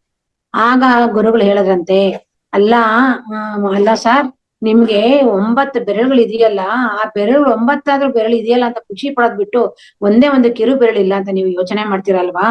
ನೀವು ಈ ಕಿರುಳು ಬೆರಳು ಇಲ್ಲ ಅಂತ ಯೋಚನೆ ಮಾಡೋದ್ರಿಂದ 9 ಬೆರಳು ಇದೆ ಅಲ್ವಾ ಅಂತ ಖುಷಿ ಪಟ್ಕೊಂಡು ನೀವು ಅದ್ರ ಕಡೆ ಗಮನವನ್ನ ಕೊಡಿ, ನಿಮ್ ಜೀವನ ಚೆನ್ನಾಗಿರುತ್ತೆ ಅಂತ ಹೇಳದಂತೆ. ನೋಡಿ ಮಾಸ್ಟರ್ಸ್, ಅಂದ್ರೆ ಇಂಥ ಒಂದು ಸಣ್ಣ ವಿಷಯದಲ್ಲಿ ಸಹ ಎಂತ ಅದ್ಭುತವಾದ ಜ್ಞಾನ ಅಡಗಿದೆ ಅಲ್ವಾ ಮಾಸ್ಟರ್ಸ್? ಆದ್ದರಿಂದ ನಾವು ಯಾವುದನ್ನು ಸಹ ಒಂದು ಕೀಳರಿಮೆ ದೃಷ್ಟಿಯಿಂದ ನೋಡ್ಬಾರ್ದು. ಮತ್ತೆ ಬ್ರಿಟಿಷರ ಕಾಲದಲ್ಲಿ ಬಾಲಗಂಗಾಧರ ತಿಲಕರಿಗೆ 5 ವರ್ಷ ಜೈಲುವಾಸ ಬಂತಂತೆ. ಅವರು ರಾಜಕೀಯದಲ್ಲಿ ಇದ್ರಲ್ವಾ ಬಾಲಗಂಗಾಧರ ತಿಲಕ್, ಆವಾಗ ಅವ್ರಿಗೆ 5 ವರ್ಷ ಅವ್ರಿಗೆ ಜೈಲುವಾಸ ಬಂತಂತೆ. ಆಗ ಬಾಲಗಂಗಾಧರ ತಿಲಕ್ ಏನ್ ಮಾಡಿದ್ರಂತೆ, ಅವ್ರೇನು ಬೇಜಾರೇ ಮಾಡ್ಕೊಂಡ್ಲಿಲ್ವಂತೆ. ನನಗೆ ಜೈಲುವಾಸ 5 ವರ್ಷ ಇದೆಯಾ, ಅಯ್ಯೋ ಹೇಗಪ್ಪ ನಾನು ಒಳಗಡೆ ಇರೋದು, ಯಾವುದೇ ರೀತಿಯ ಒಂದು ಭಾವನೆಯನ್ನ ವ್ಯಕ್ತಪಡಿಸಲೆ ಅವರು ಖುಷಿಯಾಗಿ ಏನೋ ಒಂದು ಅವ್ರಿಗೆ ಒಳ್ಳೆ ಸದಾವಕಾಶ ಸಿಕ್ಕಿದೆ ಅನ್ನೋ ಹಾಗೆ ನಕ್ಕೊಂಡು ಜೈಲೊಳಗಡೆ ಹೋದ್ರಂತೆ. ಅವ್ರಿಗೆ ಒಂದು ಭಗವದ್ಗೀತೆಯನ್ನ ಬರಿಬೇಕು ಅನ್ನೋ ಒಂದು ಆಸೆ ಇತ್ತಂತೆ. ಅದರಲ್ಲೂ ಒಂದು ಕರ್ಮಯೋಗವನ್ನು ಕುರಿತು ಬರೀಬೇಕು ಅಂತ ಒಂದು ಆಸೆ ಇತ್ತಂತೆ. ಆವಾಗ ಅವರು, ನನಗೆ ಈ ಭಗವದ್ಗೀತೆಯನ್ನ ಬರೆಯೋದಕ್ಕೆ ಭಗವಂತ ನನಗೆ ಒಳ್ಳೆ ಅವಕಾಶನ ಕಲ್ಪಿಸಿಕೊಟ್ಟಿದ್ದಾನೆ ಅಂತ ಹೇಳ್ಬಿಟ್ಟು ಅದನ್ನ ಅಕ್ಸೆಪ್ಟ್ ಮಾಡಿದ್ರಂತೆ. ಆ ಜೈಲಿನಲ್ಲಿ ಕೂತ್ಕೊಂಡು ಅವರು ಕರ್ಮಯೋಗವನ್ನು ಕುರಿತು ಭಗವದ್ಗೀತೆಯನ್ನ ಪಡೆದಂತೆ. ಅಂದ್ರೆ ಇದು ಏನಕ್ಕೆ ನಮ್ಮ ಗುರುಗಳು ಉದಾಹರಣೆ ಕೊಡ್ತಾರೆ ಅಂದ್ರೆ, ಅಂತ ಒಂದು ಜೈಲು ವಾಸವನ್ನು ಸಹ ಆ ಬಾಲಗಂಗಾಧರ ತಿಲಕ್ ಅವರು ಎಷ್ಟು ಸಂತೋಷವಾಗಿ ಸ್ವೀಕಾರ ಮಾಡಿದ್ರು. ಅಂದ್ರೆ ಆಗೋದೆಲ್ಲ ಒಳ್ಳೆಯದಕ್ಕೆ, ನಾವು ಎಲ್ಲವನ್ನು ಸಹ ಸ್ವೀಕೃತ ಮನೋಭಾವದಿಂದ ಅದನ್ನ ತಗೊಬೇಕು. ಯಾವುದನ್ನು ಸಹ ನಾವು ಕೆಟ್ಟ ದೃಷ್ಟಿಯಿಂದ ಅಯ್ಯೋ ಏನಪ್ಪ ಈಗ ಈ ರೀತಿ ಆಯ್ತಲ್ಲ, ನನ್ನ ಜೀವನ ಹಿಂಗಾಗೋಯ್ತಲ್ಲ ಅಂತ ನಾವು ಅನ್ಕೊಂಬಾರ್ದು. ಪ್ರತಿಯೊಂದಕ್ಕೂ ಒಂದು ಏನಾದ್ರೂ ಒಂದು ಸರಿಯಾದ ಒಂದು ಕಾರಣ ಇದ್ದೇ ಇರುತ್ತೆ. ಆ ಜೈಲಿಗೆ ಹೋದ್ಮೇಲೆ ಅವರು ಆ ಒಂದು ಪವಿತ್ರವಾದ ಒಂದು ಭಗವದ್ಗೀತೆಯನ್ನ ಬರೆದು ತಮ್ಮ ಆಸೆಯನ್ನ ನೆರವೇರಿಸ್ಕೊಂಡ್ರು. ಯಾಕೆಂದ್ರೆ ಅವ್ರು ಹೊರಗಡೆ ಇದ್ದಾಗ ಅವ್ರಿಗೆ ಅಷ್ಟು ಕಾಲಾವಕಾಶ ಸಿಗ್ತಾ ಇರ್ಲಿಲ್ಲ, ಅವ್ರು ಬರೆಯಕ್ ಆಗ್ತಾ ಇರ್ಲಿಲ್ಲ. ಅವ್ರು 5 ವರ್ಷ ಸತತವಾಗಿ ಜೈಲಲ್ಲಿ ಇದ್ದಿದ್ದಕ್ಕೆ ಅವ್ರಿಗೆ ಅಂತ ಒಂದು ಸುವರ್ಣ ಅವಕಾಶ ಲಭ್ಯವಾಯಿತು. ಆದ್ದರಿಂದ ನಾವು ಪ್ರಕೃತಿ ಏನೇ ಕೊಡ್ಲಿ, ನಮ್ಗೆ ಕಷ್ಟ ಕೊಡ್ಲಿ, ಸುಖ ಕೊಡ್ಲಿ, ಏನನ್ನ ಕೊಡ್ಲಿ, ಹಣ ಕೊಡ್ಲಿ, ಹಣ ಕೊಡದಲೇ ಇರ್ಲಿ, ನಮಗ್ ಒಂದ್ ಕಣ್ಣು ಕೊಡ್ಲಿ, ಒಂದ್ ಕೈ ಕೊಡ್ಲಿ, ಕಾಲ್ ಕೊಡ್ಲಿ, ಏನನ್ನೇ ಕೊಡ್ಲಿ, ನಾವ್ ಇರೋದನ್ನೇ ನಾವು ಸ್ವೀಕಾರ ಮಾಡಿ, ಇದಿಲ್ದೆ ಇರೋರಿಗಿಂತ ನಾವ್ ಎಷ್ಟೋ ವಾಸಿ ಅಂತ ಅದನ್ನ ಯಾವಾಗ ನಾವು ಒಂದು ಸ್ವೀಕೃತ ಮನೋಭಾವದಿಂದ ಸಂತೋಷದಿಂದ ಅದನ್ನ ಸ್ವೀಕಾರ ಮಾಡಿ ನಮ್ಮ ಜೀವನವನ್ನ ಸುಖಮಯವಾಗಿ ಸಂತೋಷಮಯವಾಗಿ ಕಳಿತೀವೋ, ಆಗ ನಮಗೆ ಎಲ್ಲವೂ ಸುಖವಾಗಿ ಆನಂದವಾಗಿ ಇರುತ್ತೆ. ಇಲ್ದೇ ಇರೋದ್ರ ಬಗ್ಗೆ ಕುರಿತು ಆಲೋಚನೆ ಮಾಡೋದಕ್ಕಿಂತ ಇರುವುದರನ್ನು ಕುರಿತು ನಾವು ಆಲೋಚನೆ ಮಾಡಿ ನಮ್ಮ ಜೀವನವನ್ನ ಸಾರ್ಥಕ ಪಡಿಸ್ಕೊಬೇಕು. ಕಾರ್ ಇಲ್ಲ, ಬಂಗ್ಲೆ ಇಲ್ಲ, ನನ್ನ ಹತ್ರ ವಿದ್ಯೆ ಇಲ್ಲ, ನನ್ ಮಕ್ಳು ವಿದೇಶಕ್ಕೆ ಹೋಗಿಲ್ಲ, ಇವೆಲ್ಲವನ್ನು ಬಿಟ್ಟು ನಮ್ಮ ಜೀವನ ಹೇಗಿದೆಯೋ ಅದನ್ನ ನಾವು ಮಾಡಿಸ್ಕೊಂಡು ಹೋಗ್ತಾ ಇರ್ಬೇಕು. ಆದ್ರೆ ಇನ್ನೊಂದು ಗುರುಗಳು ಒಂದು ಸಂದೇಶ ಕೊಡ್ತಾರೆ, ಆದರೆ ನಮ್ಮ ಪಿರಮಿಡ್ ಮಾಸ್ಟರ್ಗಳು ಇವೆಲ್ಲದರಿಂದನೂ ಹೊರಗಡೆ ಬಂದಿದ್ದಾರೆ. ಇವೆಲ್ಲವನ್ನು ನಮ್ಮ ಪಿರಮಿಡ್ ಮಾಸ್ಟರ್ಗಳು ತಿಳ್ಕೊಂಡಿದ್ದಾರೆ. ಯಾಕಪ್ಪ ತಿಳ್ಕೊಂಡಿದ್ದಾರೆ ಅಂದ್ರೆ, ಅವರು ಆನಾಪಾನಸತಿ ಧ್ಯಾನವನ್ನ ಮಾಡ್ತಾರೆ. ಆನಾಪಾನಸತಿ ಧ್ಯಾನವನ್ನ ಮಾಡೋದ್ರಿಂದ ಅವರಲ್ಲಿ ಏನ್ ಇರಲಿ ಇಲ್ಲದಲೇ ಇರ್ಲಿ, ಅವರ ಒಂದು ಜ್ಞಾನವನ್ನ ಪಡೆದು ಆ ಜ್ಞಾನದಿಂದ ಅವರು ತಮ್ಮ ಜೀವನವನ್ನ ಸಾರ್ಥಕ ಪಡಿಸ್ಕೊಂತಾ ಇದ್ದಾರೆ. ಅವ್ರ ಹತ್ರ ಇಲ್ದೇ ಇರೋದನ್ನ ಕೊರಗ್ತಾ ಇಲ್ಲ, ಇರೋದನ್ನ ಅವರು ಬೆಲೆ ಕೊಟ್ಟು ಅದಕ್ಕೆ ಒಂದು ಮಹತ್ವವನ್ನು ಕೊಟ್ಟು ತಮ್ಮ ಜೀವನವನ್ನ ಆಧ್ಯಾತ್ಮಿಕ ಚಿಂತನೆ ತೊಡಗಿಸಿಕೊಂಡು ಪ್ರತಿಯೊಂದಕ್ಕೂ ಒಂದು ಧ್ಯಾನ ಮಾರ್ಗದಿಂದ ಪರಿಹಾರವನ್ನು ಕಂಡುಕೊಂಡು ಅವರು ಮಹಾಜ್ಞಾನಿಗಳಾಗಿದ್ದಾರೆ. ಮಹಾಜ್ಞಾನಿಗಳಾಗಿ ಬೇರೆಯವ್ರಿಗೂ ಸಹ ಧ್ಯಾನ ಪ್ರಚಾರವನ್ನ ಮಾಡ್ತಾ ಇದ್ದಾರೆ ಅಂದ್ಬಿಟ್ಟು ನಮ್ಮ ಗುರುಗಳು ನಮ್ಮ ಪಿರಮಿಡ್ ಮಾಸ್ಟರ್ಗಳ ಬಗ್ಗೆ ಒಂದು ಮೆಚ್ಚುಗೆಯನ್ನ ಸೂಚಿಸಿರ್ತಾರೆ. ನಮ್ಮ ಪಿರಮಿಡ್ ಮಾಸ್ಟರ್ಗಳು ಈ ರೀತಿಯ ಜೀವನ ಮಾಡೋದಿಲ್ಲ, ಅವರು ಎಲ್ಲವನ್ನೂ ಸಹ ಒಂದು ಅಂಗೀಕಾರ ಮನೋಭಾವದಿಂದ ಸ್ವೀಕೃತ ಮನೋಭಾವದಿಂದ ಪಡೆದುಕೊಂಡು ಜೀವನವನ್ನ ಮಾಡ್ತಾರೆ. ಇದೇ ನಮ್ಮ ಪಿರಮಿಡ್ ಮಾಸ್ಟರ್ಗಳ ಒಂದು ವಿಶೇಷವಾದ ಗುಣ. ಇದೆಲ್ಲವೂ ಎಲ್ಲಿಂದ ಬಂತು ಅಂತಂದ್ರೆ, ಇದು ಒಂದು ನಮ್ಮ ಆನಾಪಾನಸತಿ ಧ್ಯಾನದಿಂದ ಬಂತು. ಈ ಆನಾಪಾನಸತಿ ಧ್ಯಾನವನ್ನ ನಮ್ಗೆ ಹೇಳ್ಕೊಟ್ಟವ್ರು ಯಾರು? ನಮ್ಮ ಗುರುಗಳು. ನಮ್ಮ ಗುರುಗಳು ಎಲ್ಲಿಂದ ಕಂಡ್ಕೊಂಡ್ರು? ಗೌತಮ ಬುದ್ಧ ಅವರಿಂದ ಕಂಡ್ಕೊಂಡ್ರು. ಈ ರೀತಿ ಈ ಒಂದು ಧ್ಯಾನ ಮಾರ್ಗದಲ್ಲಿ ನಮ್ಗೆ ಎಲ್ಲವೂ ಲಭ್ಯವಾಗ್ತಾ ಇದೆ ಮಾಸ್ಟರ್ಸ್. ಆದ್ದರಿಂದ ನಾವು ಈ ಒಂದು ಧ್ಯಾನವನ್ನ ಮಾಡ್ಬೇಕು, ಧ್ಯಾನ ಪ್ರಚಾರವನ್ನ ಮಾಡ್ಬೇಕು, ನಮ್ಮ ಗುರುಗಳ ಆಸೆಯನ್ನು ನೆರವೇರಿಸ್ಬೇಕು, ಮತ್ತು ನಾವು ಸಂತೋಷವಾಗಿರ್ಬೇಕು, ಬೇರೆಯವ್ರನ್ನು ಸಂತೋಷ ಪಡಿಸ್ಬೇಕು. ಈ ರೀತಿ ನಾವು ಈ ಒಂದು ನಮ್ಮ ಜೀವನವನ್ನ ಸಾರ್ಥಕ ಮಾಡಿಕೊಂಡಾಗ ನಮ್ಮ ಧ್ಯಾನವನ್ನು ನಾವು ಕಲ್ತದ್ದಕ್ಕೂ ಸಹ ಒಂದು ಮಹತ್ವ ಬರುತ್ತೆ. ನಾವು ಧ್ಯಾನಕ್ಕೆ ಬಂದ್ಮೇಲೆ ನಮ್ಮನ್ನ ನಾವು ಅರ್ಥಕೊಂಡು ನಮ್ಮ ಜೀವನ ಮಾಡುವಂತ ಒಂದು ಅದ್ಭುತವಾದ ಒಂದು ಅವಕಾಶವನ್ನ, ಒಂದು ಶಕ್ತಿಯನ್ನ ನಮಗೆ ನಮ್ಮ ಗುರುಗಳು ಕಲ್ಪಿಸಿಕೊಟ್ಟಿದ್ದಾರೆ. ಆದ್ರೆ ನಾವೆಲ್ಲರೂ ಸಹ ಪ್ರತಿದಿನ ಚಾಚು ತಪ್ಪದೆ ಸಜ್ಜನ ಸಂಗಾತಿ, ಧ್ಯಾನ ಪ್ರಚಾರ ಹಾಗೂ ಪಿರಮಿಡ್ಗಳ ನಿರ್ಮಾಣ ಮಾಡೋದಕ್ಕೆ ಸಹಕಾರವನ್ನ ಮತ್ತು ಶಾಕಾಹಾರ ಜಗತ್ತನ್ನ ನಿರ್ಮಿಸೋದಕ್ಕೆ ನಾವೆಲ್ಲರೂ ಕೈ ಜೋಡಿಸೋಣ ಅಂತ ನಾನು ಹೇಳ್ತಾ ನನ್ನ ಈ ಒಂದೆರಡು ಮಾತುಗಳನ್ನ ನಾನು ಮುಗಿಸುತ್ತೇನೆ. ನನಗೆ ಇಷ್ಟು ಹೊತ್ತು ಅವಕಾಶವನ್ನು ನೀಡಿರುವ ಮಹಾವತಾರ್ ಫೌಂಡೇಶನ್ ನಲ್ಲಿರುವ ಎಲ್ಲರಿಗೂ ಸಹ ನಾನು ಅನಂತ ಪೂರ್ವಕ ಧನ್ಯವಾದಗಳನ್ನ ಸಲ್ಲಿಸುತ್ತೇನೆ. ಏನಾದ್ರೂ ತಪ್ಪುಗಳು ಇದ್ದಲ್ಲಿ ದಯವಿಟ್ಟು ಕ್ಷಮೆ ಇರಲಿ. ನನಗೆ ಸಹ ಮಹಾವತಾರ್ ಬಾಬಾಜಿಯವರ ಒಂದು ಗುಹೆಗೆ ಹೋಗಿ ನಾನು ಅಲ್ಲಿ ಧ್ಯಾನವನ್ನು ಸಹ ಮಾಡಿಕೊಂಡು ಬಂದಿರುತ್ತೇನೆ. ನಿಜವಾಗ್ಲೂ ಅವರ ಒಂದು ಆಶೀರ್ವಾದ ಸಹ ನನಗೆ ಲಭ್ಯವಿದೆ. Thank you masters. Thank you. Madam. ಹೃದಯಪೂರ್ವಕ ಧನ್ಯವಾದಗಳು. ತುಂಬಾ ಅದ್ಭುತವಾದ ಎಷ್ಟೋ ಉದಾಹರಣೆಗಳ ಜೊತೆಗೆ ಇವತ್ತು ಈ ನಾವು ಸತ್ಸಂಗ ನಡ್ಸ್ಕೊಂಡಿದೀವಿ. ಅಂದ್ರೆ ಇರೋದು ಹೇಗೆ ಹಾಗೆ ಆಕ್ಸೆಪ್ಟ್ ಮಾಡೋದು, ಅಂದ್ರೆ ಏನಿದೆಯೋ ಅದನ್ನೇ ಸ್ವೀಕಾರ ಮಾಡ್ತಾ ನಮ್ಮ ಲೈಫ್ ಅನ್ನು ನಮ್ಮ ಜೀವನವನ್ನು ನಡ್ಸ್ಕೊಂಡು ಹೋಗೋದು. ಸೊ ಅದ್ಭುತ ಸವಿವರವಾಗಿ ಎಷ್ಟೋ ಉದಾಹರಣೆ ಜೊತೆಗೆ ನೀವು ಹೇಳಿದ್ರಿ. ತುಂಬಾ ಅದ್ಭುತವಾಗಿದೆ ಈ ಜ್ಞಾನ ಇವತ್ತು ಪ್ರಾತಃ ಕಾಲದಲ್ಲಿ. ಸೊ ಸ್ನೇಹಿತರೆ, ಈಗ ನಾವು ಪ್ರಶ್ನೆಗಳು ಕೇಳ್ಬೋದು, ಮತ್ತೆ ನಿಮ್ಮ ಅನುಭವ ಹಂಚಿಕೆ ಏನೇ ಇದ್ರು, ನಿಮ್ಮ ಸಂಶಯಗಳು ಏನಿದ್ರು ದಯವಿಟ್ಟು ಕೇಳಿ. ಮೇಡಮ್ ಜೊತೆಗೆ ಅವರು ನಿಮ್ಗೆ ಜವಾಬ್ ಕೊಡ್ತಾರೆ. ಸೊ ನೀವು ಕೈ ಎತ್ತಿದ್ರೆ ನಾವು ಅಡ್ಮಿಟ್ ಮಾಡ್ತೀವಿ. ಒಂದು ನಿಮ್ಮ ಅನುಭವ ಹಂಚ್ಕೊಳ್ಳಿ, ಇನ್ನೊಂದು ನಿಮ್ಗೆ ಕ್ವಶನ್ಸ್ ಇದ್ರೆ ಕ್ವಶನ್ಸ್ ಕೇಳ್ಬೋದು. ಮಾತಾಡಿ.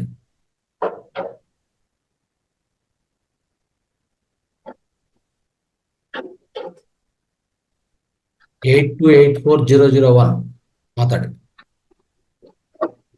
7321 ಲಾಸ್ಟ್ ನಂಬರ್ ಮಾತಾಡಿ. ಅನ್ಮ್ಯೂಟ್ ಮಾಡಿ. ರೈಟ್. ನಂದಿನಿ ಅವರೇ ಮಾತಾಡಿ. ನಮಸ್ತೆ ಸರ್. ನಮಸ್ತೆ ಮೇಡಮ್. ನಮಸ್ತೆ ಆಲ್ ಮಾಸ್ಟರ್ಸ್. ನಮಸ್ತೆ. ಮೇಡಮ್, ಇವತ್ತಿನ ಟಾಪಿಕ್ ತುಂಬಾ ಚೆನ್ನಾಗಿತ್ತು ಮೇಡಮ್. ಇರುವುದನ್ನು ಇರುವುದಾಗೆ ಸ್ವೀಕರಿಸುವುದು ಅಂತ. ನಾವ್ ಯಾವಾಗ್ಲೂ ಕಂಪ್ಯಾರಿಸನ್ ಮಾಡ್ಕೊಂತ ಇರ್ತೀವಿ ಜೀವನದಲ್ಲಿ. ನಮ್ಗೇನಿದೆ ಅನ್ನೋದನ್ನ ನಾವ್ ಬಿಟ್ಟು ನಮ್ಗೇನಿಲ್ಲ ಅನ್ನೋದನ್ನೇ ಜಾಸ್ತಿ ಕೊರಗ್ತಾ ಇರ್ತೀವಿ. ಅದಕ್ಕೆ ಡಿ.ವಿ.ಜಿ ಅವ್ರು ಹೇಳಿದ್ರೆ, ಇರುವುದನ್ನು ಬಿಟ್ಟು ಬಾರದೆಂಬುದನ್ನು ಬಿಡು, ಹರುಷಕ್ಕಿದೆ ದಾರಿ ಅಂತ ಹೇಳಿದ್ದಾರೆ. ಹಾಗೆ ನಾವ್ ಏನಿದೆ ಅದನ್ನ ಪ್ರೀತಿಯಿಂದ ನೋಡ್ಕೊಂಡ್ರೆ ನಮ್ಗೆ ಅದೇ ದುಪ್ಪಟ್ಟಾಗುತ್ತೆ. ಅದು ಬಿಟ್ಟು ನಾವ್ ಇಲ್ಲ ಅಂತ ಹೇಳ್ಕೊಂಡು ಹೋದ್ರೆ ಅದು ನಾವ್ ಯೂನಿವರ್ಸಿಗೆ ನೆಗೆಟಿವ್ ಥಾಟ್ಸ್ ಕೊಟ್ಟ ಹಾಗೆ, ಮತ್ತೆ ಅದು ನಮ್ಗೆ ಒಂಥರ ನೆಗೆಟಿವಿಟಿ ಜಾಸ್ತಿನ ಕ್ರಿಯೇಟ್ ಮಾಡ್ದಂಗ ಆಗುತ್ತೆ.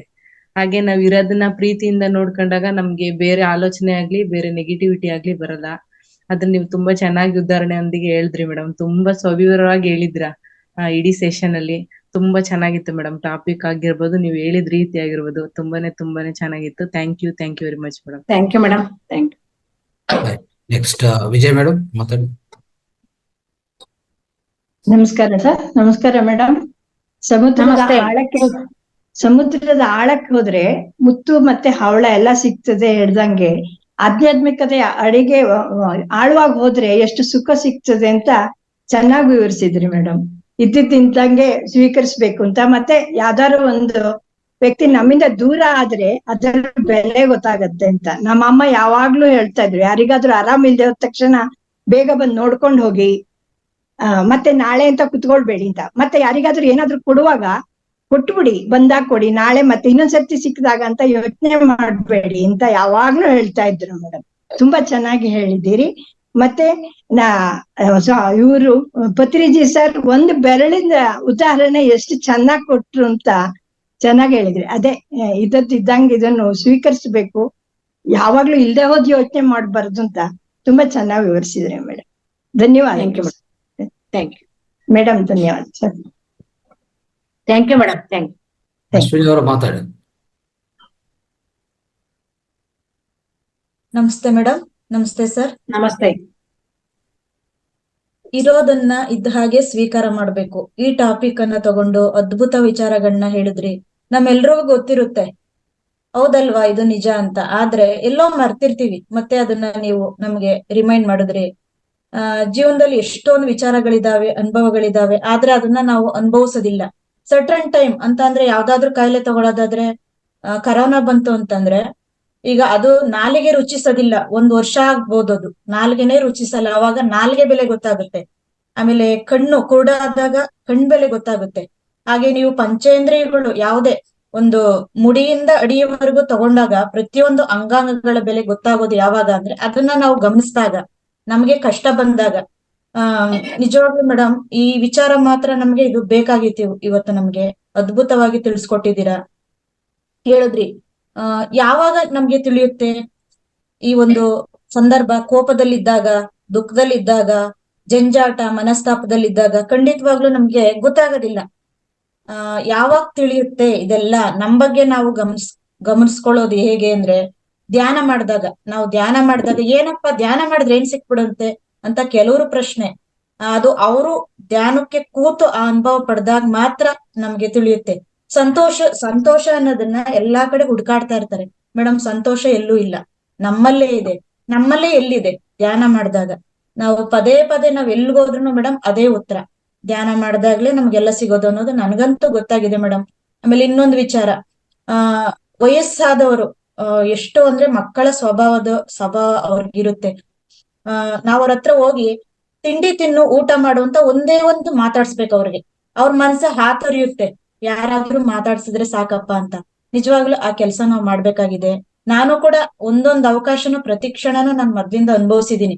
ನಮ್ ತಾತ ಆಗಿರ್ಬೋದು, ಅಜ್ಜಿ, ಯಾರೇ ವಯಸ್ಸಾದ್ರೂ ಕೂಡ ಅವ್ರ ಹತ್ರ ಹೋಗಿ ಒಂದ್ ಮಾತಾಡ್ತೀನಿ. ಏನಾದ್ರೂ ತಿನ್ನಕ್ ಬೇಕಾ ತಂದ್ಕೊಡ್ತೀನಿ. ಈ ತರದ್ದೆಲ್ಲ ಒಂದೊಂದ್ ಕ್ಷಣನೂ ನಾನು ಅನುಭವಿಸಿದೀನಿ ಮೇಡಮ್. ತುಂಬಾ ಚೆನ್ನಾಗಿತ್ತು ನಿಮ್ ಟಾಪಿಕ್. ಇದನ್ನೆಲ್ಲ ನಾವು ಅಳವಡಿಸ್ಕೊಂಡಾಗ ಮಾತ್ರ ಇದು ತುಂಬಾ ಚೆನ್ನಾಗಿರುತ್ತೆ. ಧ್ಯಾನ ಧ್ಯಾನ ಧ್ಯಾನ ಕಟ್ಟ ಕಡೆಯದಾಗಿ ಅಂತ ಹೇಳ್ತಾ, ಮಧುರ ಹೆಗಡೆ ಮೇಡಮ್. ಸರ್ ಕೋಚ್ ಕೊಡಿ ಸರ್, ಅವರು ಹೇಳಿದ್ರು ಇವತ್ತು. ಹ್ಯಾಂಡ್ ರೈಸ್ ಮಾಡಿ ಮೇಡಮ್. ಓಕೆ ಓಕೆ ಮಾಸ್ಟರ್ಸ್, ಮತ್ತೆ ಯಾರಾದ್ರೂ ಮಾತಾಡ್ಬೇಕು ಅನ್ನೋದಿದ್ರೆ ಹ್ಯಾಂಡ್ ರೈಸ್ ಮಾಡಿ. ಮಧುರ ಹೆಗಡೆ ಮೇಡಮ್ ಮಾತಾಡಿ.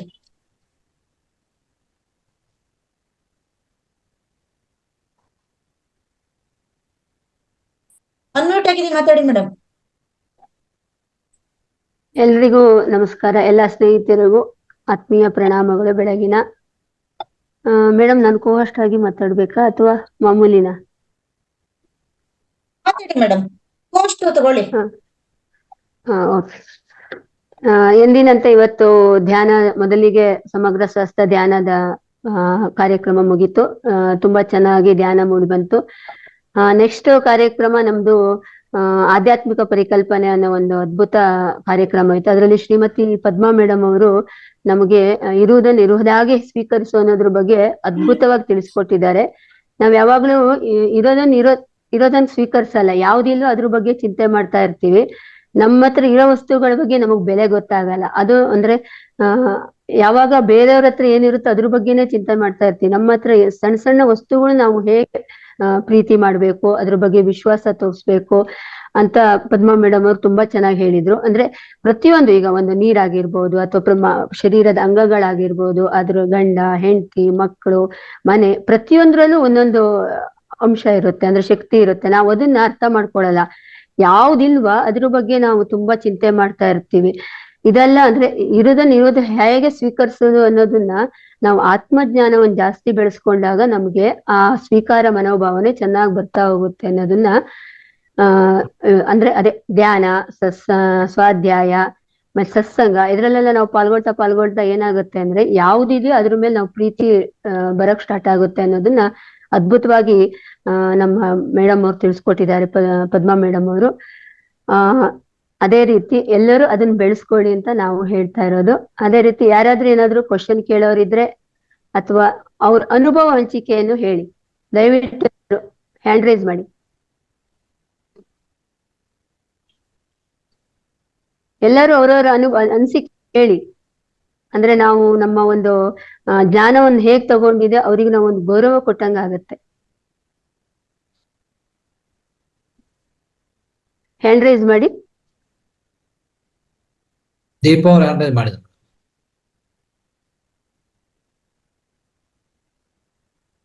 Okay Deepa madam.